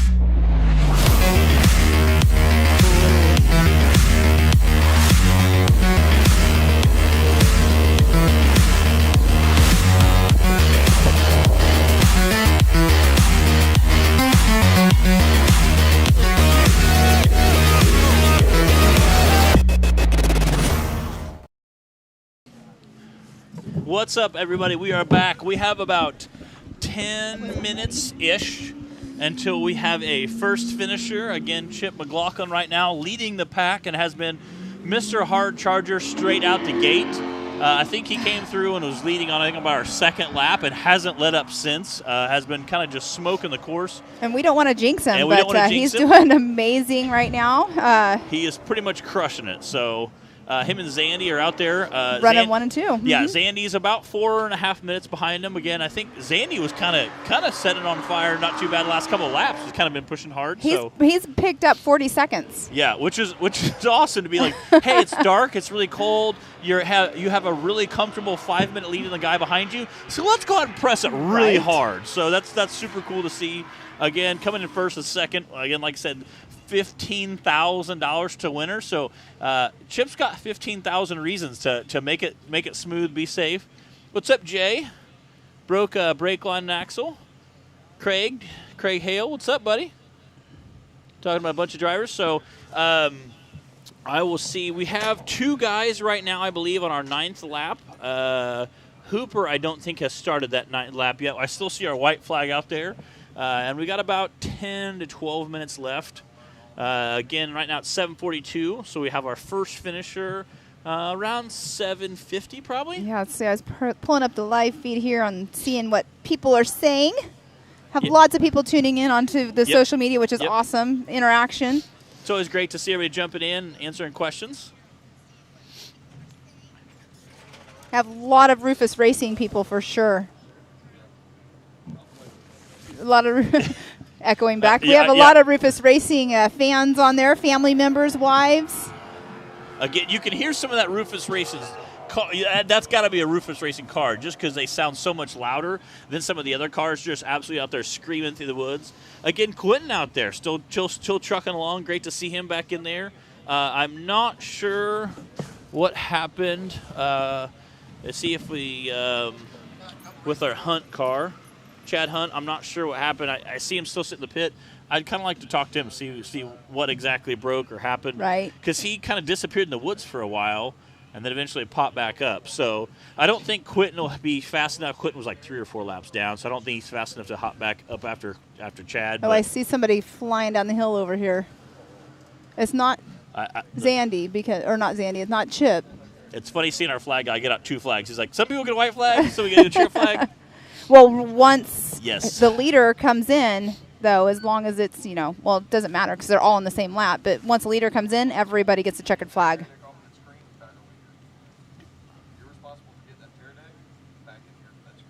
Okay. Yes. Okay. 10-4. Thanks. Oh, no. Are you serious? Yeah. Oh, man. Hop up here. Hop up here. Hey, Clyde, hand me that chair real quick. Thanks, sir. Oh, man. You were out there blazing hard today, setting. Just don't go back too far. Yeah, doing well, and then you kind of disappeared on us for a while. So took out a serpentine belt. Okay. Oh no. Whatever that last lap was that we took forever, and then we took fuel. I don't know, it was 6 or 7. Yeah. And we were like, yeah, we should do it. And we were pushing. I kept seeing Chip's taillights. Like I can catch him pushing. And this last lap, I'm like, she's stumbling. She's out. I don't have any more. I did not compensate right. So. Man. And again, we've talked a lot about the side-by-side guys having a big pit fuel strategy. So and how that came into play. Some of the big cars guys. We've seen 2 guys in the EMC class run out. So. Again, that's, even though this isn't necessarily a King of Hammers length race, 90-some miles, that's a long time to go. Right. Fuel strategy definitely comes into play, especially when you're hammering down on a big block engine. So right, well, yeah, supercharged big block on right. On E90. It's a learning curve. It's a new car for me, but it's fast and it handles really well. You were second place there for quite a while. Yeah, you were looking good out there. Yeah, definitely on it. Again, hate to throw a belt. That kind of stinks. You hate to see that happen, but it's a new car. We threw it at Hammers. Knew we were having issues. Come back, took a couple things, tried to fix it. Come out here and let's test it. Yeah. What better place? Yeah. Oh yeah. Yeah. It's great. Course. Yes, a non-points race. Yeah. Yeah. Yeah. Good times. Like I said, fun course coming out here. little bit chillier than usual. It's freezing. My wife's freezing. She bet. rode with me. She co-drove with me. Oh, so awesome. Really? Yeah, That yeah. is awesome. So she was This is- on point. Tim Hooper just came through, got the white flag. Yeah, that's awesome. I used to co-drive for my husband. Yeah, that was kind of fun. I'm sure you guys had a good time. Yeah, she was wanting to get in the new car and see what it was like, and she was like, "Yeah, it's nothing compared to our old car." Even though she's frozen, Yeah. did she have fun? Yes, I That's think awesome. so. Oh, hi. He said, I think so. She's over here waving. She has Trying to a get smile thumbs on up. her face. Yeah. So definitely had a good day. Again, like I said, once you get thawed out, you'll be even more happy, I'm sure. So. Oh yeah, get it cleaned up and get home and fix a few more things and go back after it again down in Tennessee. Yeah, I said Tennessee's not too far around the corner. Yeah, that one's June. Yeah. Yeah. A little warmer then. Yes, hopefully. Yeah. Oh yeah. June in the Midwest, we do pretty well. So are you going to do the East Coast Series or just do Tennessee? Or are you going to go up to Rush, Kentucky when we go up there in April Yeah, for East Rush. Coast? I guess that's our next one, isn't Yeah, it? we have Rush as our first East Coast points champion or race, and then we have Adventure AOP is in June. That's our second race. Yeah, I'll be running the East Coast. And then Crandon. And then we're doing Crandon. I really want to go to Sturgis, but we'll see if finances allow me to at $5 a gallon for diesel. Yeah. I have to say it's a lot of fun, but yeah. I understand that. yeah, $5 a gallon is kind of crazy for diesel. And I've seen some places, $5.35, $5.25. When you got a big hauler, you're putting it, getting 6-8 miles a gallon. It's a little bit more of a financial commitment. Exactly. Yeah. It takes $1,000 to fill the tanks up. You're like, wow. Yeah. Get her done. Yeah, So- that definitely $1,000. You make you like, wow, hey, we're gonna go race this thing. $1,000. Okay. And again, how many gallons it hold? That's 240 gallons. Okay, so 540 a gallon. So most of the trips probably they're close to you. You could probably get there and back on without filling up. Yeah, this was a there and back without filling. That's just one nice. tank. So you live close. Where do you live? Indiana, northern. Oh, okay. Yeah. So Okay. yeah, up there with Stan and Part of those Brandon and Team Indiana crew. Team I Indiana. didn't realize you were up there for I some say reason. we were talking about Stan earlier about how all the stuff he does for Ultra 4, and he's amazing Yeah. with the sport he and takes with the group. takes good care of even the bouncer stuff. He does a lot of bouncer stuff too. The 14-bolt axle stuff. So Yep. yeah, it's a good time. Like I said, Team Jody Ford was trying to do some racing, so we'll see what happens. And He was going to be here with me. We were loaded up, ready to leave 2 weeks ago when we were coming down. He Yeah. was coming with me, but it fell into a family trip when we relocated, Yeah. and he just couldn't do it. Yeah. That happens. Jody's a good dude. I like Jody a lot too. Yep. Him and Stan are usually like wherever we're at, they're usually together, hanging out, goofing off, and 2 peas in a pod too. So. Mischief or something like that. Great group of people for sure. Yeah, I say we should be about 5 minutes away from our leader coming in. I know we still have a few cars out there. We got 3 cars on their final lap. I think we have 3 or 4 more still to come in on that final lap. So we're about, I'm going to say 5 minutes out from our leader coming in, I think. We'll see. We'll see. Chip has been out front. From lap Pretty 2 much, on, yeah. basically. Really from the first lap on. Yeah, he was. Yeah, because I was right there. Yeah, you guys Like I came in said, pretty close. Yeah, kept seeing his taillights, and I'm like, man, I know he's right there. Yeah. Third or 3 or 4 laps in a row, you guys are battling out pretty good. Yeah. So, and wasn't much time difference between you two when you come through. So when you guys did the Grand Prix start or the Le Mans style start, where did you end up right off the start? I think I was like 4th or 5th. Okay. I got out of there pretty quickly and through and a bunch of crowds and passed 2 more cars further back, so it just put me right up there. And then That's handy. Levi was on this first corner after the end of the trails here. He was broke, so I was just like, man, I started clicking them off quickly. That's Liam Morris. Yes, it was. Run through the number 40 car. I recognize the back of it. You can't see any after about the 4th or 5th lap. They're really dirty. You can't Rear really see number it. plates are really good. So if you don't have one on your car, put it on there. I have a shark fin. When I was helping doing tech inspection, I was telling all the side-by-side guys that get a shark fin. Yeah. Shark fins are good, but out here they've been mudded up. Yeah. So it's been hard. This has got to be. This is Chip. No. Yeah. That was not. That's the That is fuel. No, he already went through. I can't remember who that is. I'm so It's sorry. a silver one. It looks like a Randy's. Is that Aaron, that's Aaron Smith. Okay. Yeah, luckily, But- kind of knowing what chassis they look like, it's a little easier to recognize some of them when they're covered in mud and dirt, and it's in the dark. It's It truthfully reminds me of a Badlands race right now because we're in the dark. Yeah. Running through the water and woods. And I'm pretty sure I see Chip coming through right now. He started waving the checkered flag. Well, so. this is Kevin Taylor. There we go. But I'm pretty sure Chip is right here. All right. I think Chip's like going to be seconds away. Yeah, he's got it. So the checkered flag is coming out. Go. Yeah, I'm going to let you guys get at it and get my wife warmed up. Thank you. Yeah, definitely. Go thaw out now. He just went through. Again, that was Chad Hunt up here with us. Oh, look at. There we go. He just won. Look at that. Heck yeah. Chip that is awesome. Super excited. I bet he is. Look out there doing donuts. Watch out for the camera guy. Yeah. He saw him and he stopped. Yeah, look at that right there. Woo! Chip is happy. Wow. Super cool.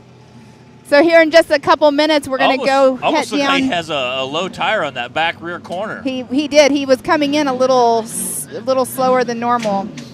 Heck yeah. So unofficially right now, Mr. Chip McLaughlin is in here in the number 1 spot. We'll be heading down to Joey Beck here shortly, and he's going to give him an interview.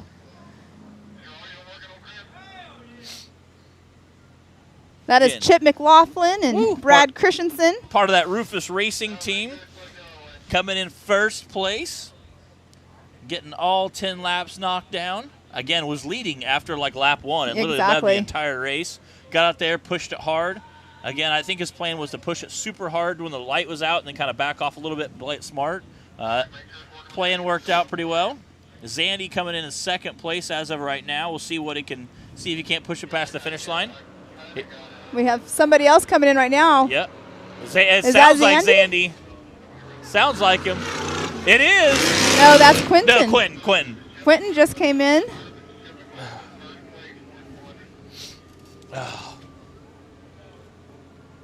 So here shortly we'll go down to Joey. We have a car.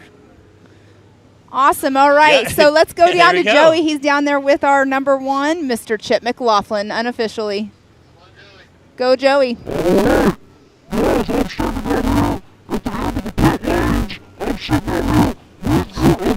Class winner, Mr. Chip McLaughlin. Y'all let me get in here and talk to this man.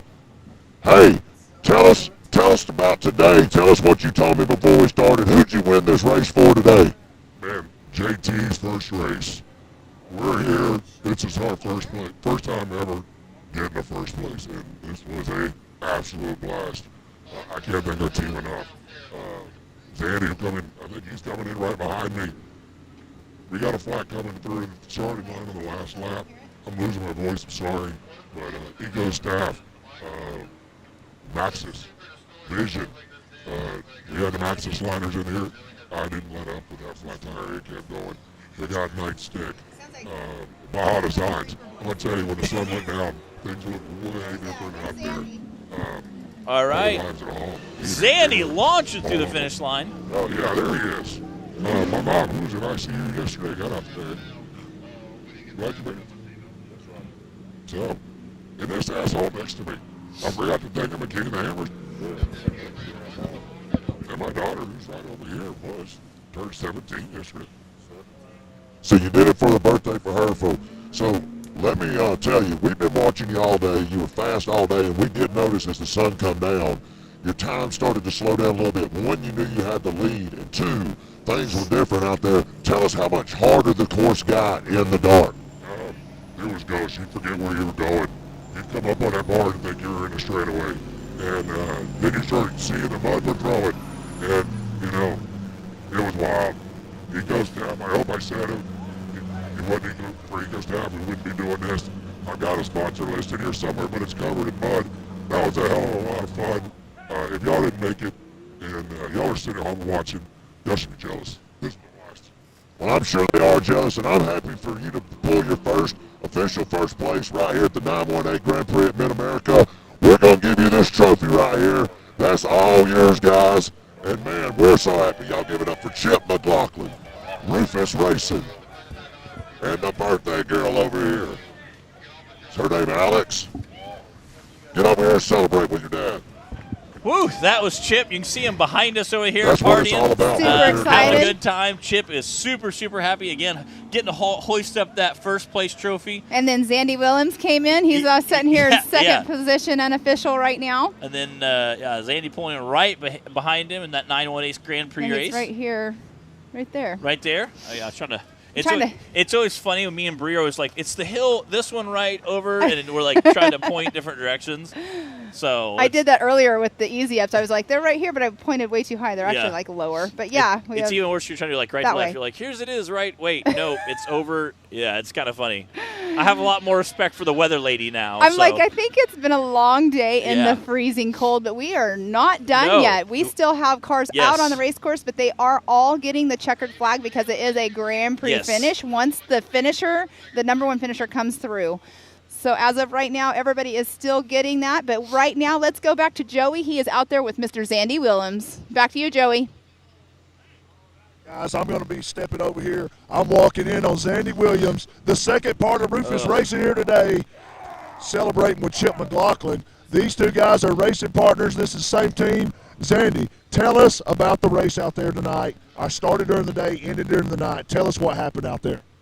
It was awesome. It was fun. Had a lot of fun. It started off, made a few wrong turns right in the beginning, so we were playing catch up, and I was chasing that bitch all day long. Well, tell me this. What does it mean for y'all to both be sharing this podium here at the 918 Grand Prix and starting off part of this season on this podium together? Hey, I think we can call this our house because last year we went second and third. This year we're first and second. So this is Rufus Racing's house. Right now, this is Rufus's house. Well, let me ask you, do you got any sponsors, anybody you want to thank?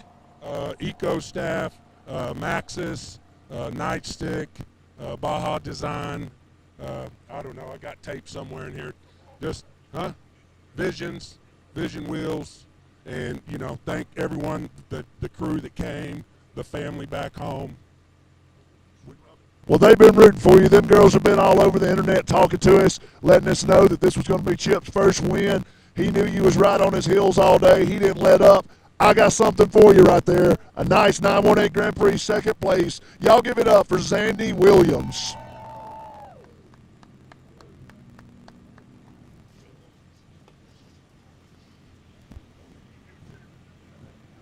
All right, that's Zandy. He came in second place. Again, unofficial. We have to double-check all our results. That's second place. And he is the other half of Rufus Racing, racing in the 4,400 cars. He is Mr. Rufus Racing. Yeah, he is Mr. Rufus Racing. Other half of 4,400 car racing this weekend, so it's super great to get to see those guys. I'm sure they're super happy to come in first and second. It's super neat to see. Again, we have a handful of guys still out on the course trying to get across the finish line. We had a few guys come in through the white flag. Now they're trying to get that checkered. I've seen a couple of them through the high side over there racing. We have about 10, 12 minutes left for those guys to get on in. So, again, everybody coming through got the checkered flag. Or got the white flag at the same lap. So now everybody's getting the checkered flag. So And you can see them back there. That is Chip and having a good time, Zandy. giving each other a hard time. This is when you start, Oh, yeah. that part on the race I was course, so oh my close. gosh. I almost got you. Yeah, and again, like I said, Zandy was like fourth, I think, qualified. So being able to work up to second was awesome. Chip was in second place. Being able to work up to first is awesome. So to see those guys be able to battle up and end up first and second on the podium. 1 and 2 on the podium, unofficially. Yeah, unofficially, super excited to see. So dot our I's and cross our T's. Oh, yeah. Look at our tracker guys are usually on it, so. Yeah, definitely. It's very, very good, but, everything has to be unofficial until they actually, call it official. And the good news is most of those guys ran consistent times almost all day. So if there was a big major issue, we would have probably been like, whoa, his time was way off. Right. But, within a few seconds, certain laps were within a few seconds to each other. So that's pretty cool that when you're running, 16-16 and 16-20, you're 4-second difference with a 16-minute lap. I mean, that's pretty stinking consistent. So it's pretty cool. Yeah, it's pretty neat to see that.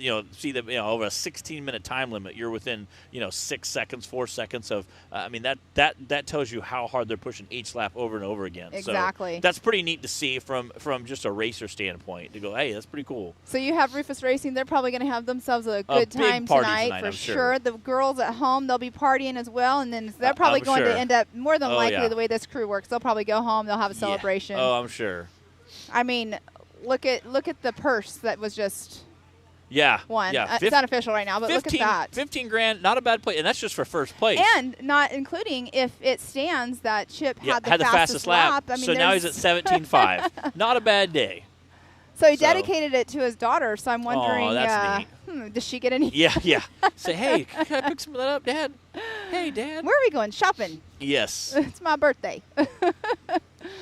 No, it's been a good day, though. I mean, these drivers, they're having, fun back there. They have smiles on their faces, and it's fun to, chit-chat with them after it's over, because then you get to hear their favorite parts of the course and where they messed up or where they think they could have done better, or, I tagged that tree, and, oh, my gosh, I thought it was going to take me out, and, everything. Or it didn't take me out, but I was able to get back on for the next guy came around. Yeah, it's super cool to hear the stories and start talking and listening. And again, like I said, I'm sure Zandy, the first thing he said to him was like, I almost had you this time, or I was so close, another couple laps that I got you. Right. And again, even finishing, Zandy was still flying through there at coming up to finish. So I think, another 10 laps, I think Zandy would have caught him. Right. So he could have. I mean, it depends how many more laps they could have had. But, they're both running those Maxxis tires as well. So neither one of them had any issues with that. Well, actually, this very last lap, we can see that Chip came in with one. But I mean, came a little low. He did 91.8 miles with no issues, except they all stopped for fuel. Yeah, which, again, pit strategy comes into play huge. Obviously, that pit strategy paid off for him today. So super excited to see that. So kind of neat to see, again, like I said, neat to see two guys from the same team on position 1 and 2. That's pretty cool. I see Peanut. See Peanut? He's like, what's up, buddy? He's like, hi, guys. Yeah, I'm at home. He's like, hey.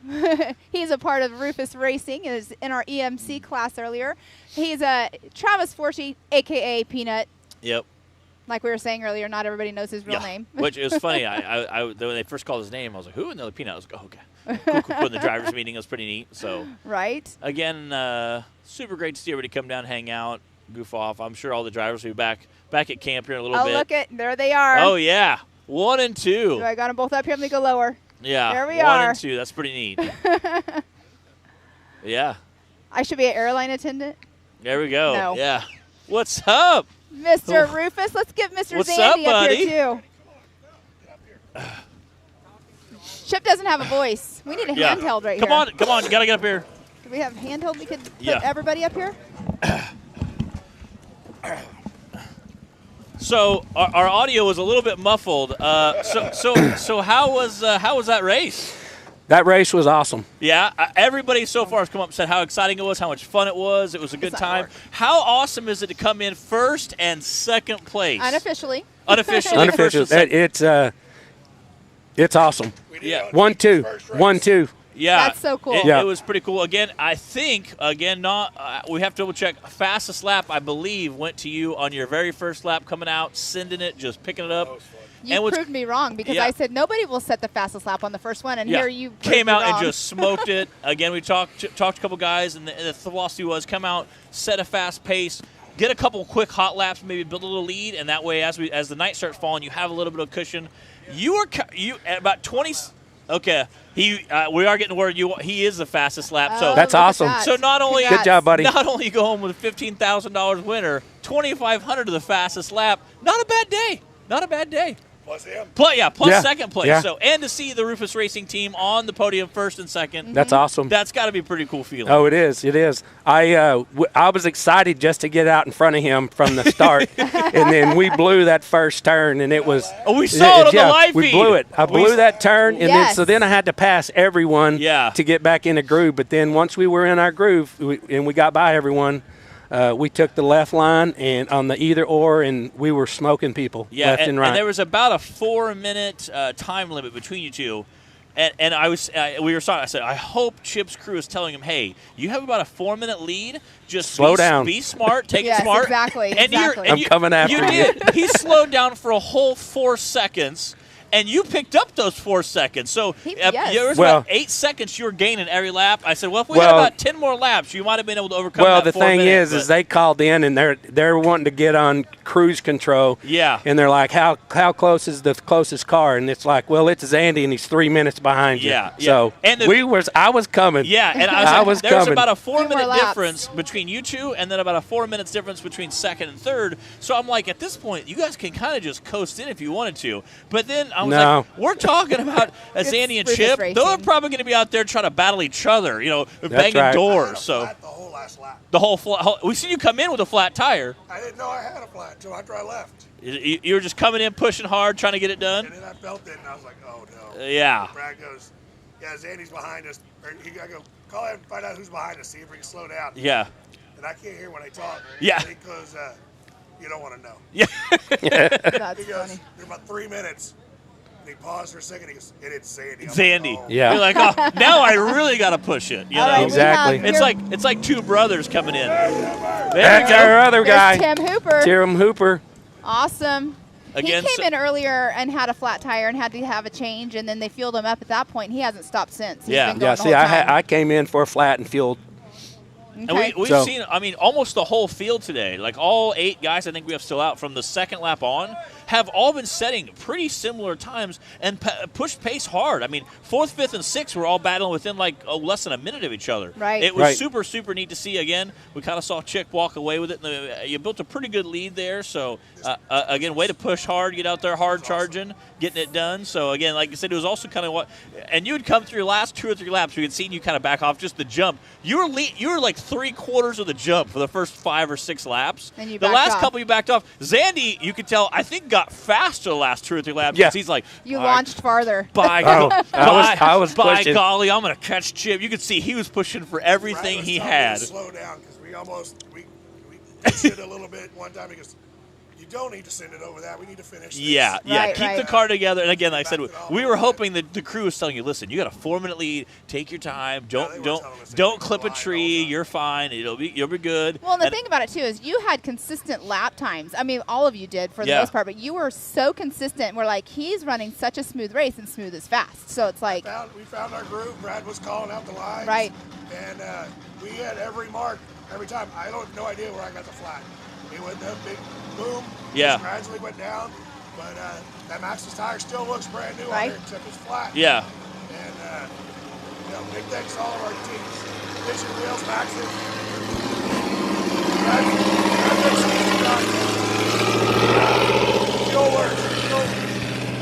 Our whole team's right here. And, Yeah, I can clearly, a whole pack of you guys all came running over. As soon as you crossed the finish line, we're cheering. I said, no, when you pulled in, we could hear everybody laughing and joking, talking around. And I said, the first thing Zandy's probably going to say to you, I almost had you. If I'd have been the little guy, I could just hear him, I'm just waiting for him to red card me for something. Yeah. This guy and Mama Hands, we wouldn't be here. This is his nice first. We were here back in July and we got second and third. Yeah, Right, exactly. I say visions. I say it's so close. So it's super neat to see you guys come in first and second. Anytime you have a chance to podium, it's great. But when you and your buddy are on the podium, it's even better. And being in that 1 and 2 spot, it's got to be kind of a bucket list thing, Oh, yeah. Well, and everybody has been at home chiming in and watching, all your wives and everybody's wives that are not here. And so that was super cool that they were chiming in and we were talking back and forth with them. That's cool. Time. You ever looked at our bids? We had 7 cars. Yeah. We were all bidding for. That's awesome. Super, super cool to see. Again, it's super neat to see that. Again, that camaraderie there. But again, seeing that number 1, number 2 spot on the podium, that's pretty special. And again, that's kind of a bucket list thing. So. Yeah. What were some of the things you guys had to overcome today during the course? Well, I had some issues with my visor. I couldn't get the damn thing to go back up. I'm going to have to do a little tweaking on it. Is that why you missed the turn? Yeah, well, no, that wasn't it. And then you guys are like the Gomez brothers. I was running I think I got frostbite on one of my hands because I didn't have my glove on half the time. But anyway, other than that, I mean, missing the first turn, it put me at a real disadvantage. Yeah. But I just had to. I worked my way through the pack, and then once I got through it, then I didn't have to worry about anyone. All I needed to do is track him down, and I didn't do it. And you were slow. Each time you were clipping off a few little seconds here, little seconds there, and I was like, tell Chip to take it easy. He has a good enough lead, and I was like, and tell Zandy to slow down because you're 5 minutes ahead of third place. I'm like, but I know telling a guy, hey, your best friend or your buddy or your brother's right in front of you, but take it easy. You might as well put a bolt tie on the back of your car. Oh, we started seeing each other. Yeah. Like, chasing the lights. Yeah. Oh, because you guys were that far apart, kind of, so you're crossing. There's a part of the course where it's only 100 feet, and we're on one side of the fence. Oh, yeah, each other, yeah. And we passed each other. Oh. Green lights. I was like, so and you're like, I got this. Yeah. Here, hold my beer. I got this. Yeah. Where is the beer? Yeah. So again, super awesome to see you guys. The start line was. I made a mistake at the start. When that first motor went off, I started the car. I was like, and then started again, and then everybody got in front of me in that first corner when everybody went wide open through that water. It was like a rainstorm when we went. Oh, yeah. Wow. So, So now you're cold and wet. All right, they're getting ready to kick down to our interview down here. Right. Congratulations, we appreciate you guys. boys. Thanks for coming thank up. You. Thanks a We'll lot. see you guys later on. Okay. Oh, I wanted to do a picture. Hey, Chip. All right, guys. I'm back down here in the pits. We just had our third place guy come rolling in here. Wait, Zandy. Fuel Works, Mr. Tim Hooper has come in here in third place. He's getting everything pulled off. Congratulations on finishing the race here at the 918 Grand Prix. Man, I want to know all about what you thought about this race. I'm going to let you get unhooked right there. Having a little bit of technical difficulties, but these guys, they've been in the mud, the water. It's been wild. Started during the day, now we're in it here at night. The adversity that these teams working together. Equipment ain't working right. We can't even get the helmet to disconnect right now. That just shows you everything starts going wrong. It's late, and it's starting to get cold, but, man, these guys have had a ball. Every person that's come in here is just telling us how much fun this race has been, and everybody's staying safe out here and just having a great race. All right, we'll give these guys a few seconds, see if they can figure it out. We may have to do a little bit of conversation with a helmet on his side. All right, we got him. Mr. Hooper, how's it going? The helmet removal was harder than the race. Oh, it was good. We lost brakes about 2 laps ago, so we kind of had to play around. But, man, what a track. This thing is awesome. We had so much fun. So tell me just a little bit. I talked to some of the other guys. So when it went from daylight to dark, what did the track seem like to you? Jimmy, which way do I go? I can't see anything. Your peripheral vision on those nice little 180s that you were floating into and drifted into, no more of that. So, it was tough. It really was. Did you have any issues with the car today? Absolutely none, besides the brakes going out 2 laps ago. Well, the brakes was just from water, I'm sure, just attrition. I don't know. All I know is you keep putting them to the floor and nothing happens. It kind of gets a little nerve-wracking sometimes. Well, man, I'm excited for y'all to come through here at the 918 Grand Prix. We love Fuel Works. We love you guys, and I'm happy to hand you this trophy right here for a third-place finish here at the 918. Y'all give it up for third place, Mr. Tim Hooper. Thank you, guys. Do you got anybody you need to thank? Obviously Fuel Works with the cans, my co-dog Jimmy, all the guys back home that help us work on this car. We're a small-town team, so, it's pretty much us wrenching on it. So, and a big shout-out to the Rufus Racing guys. They are always pitting for us, and they do a fabulous job. We love them to death. 1 and 2. All right, guys, y'all heard it here first. That's your 1, 2, and 3 out here at the 918 Grand Prix. We've had an awesome day out here. We've got stories that's going to last us a lifetime. And we'll see you at the next race. All right, we're back, and that is the end of the 918 race. I think they have all the cars off of the course, so that is going to wrap us up for the evening. Again, I'm Matt Holt. And I'm Pam Hall, and thank you so much for everybody that did 8 Grand Prix presented by Mid-America Outdoor. It's been a great day, a very cold day. It has been. We got a ton of awesome action coming this year. You guys don't want to miss it out. Make sure you tune in. Again, Rock Racing TV will bring you all kinds of action. Again, we'll be right back here next week with the new short course series that they're actually going to do awesome stuff with. So, and make sure you check out the website for the schedule for the year, for sure. And also check out the app. I know they're going to do some cool stuff with it this season. So we'll see you guys soon. Thanks. All right, thanks.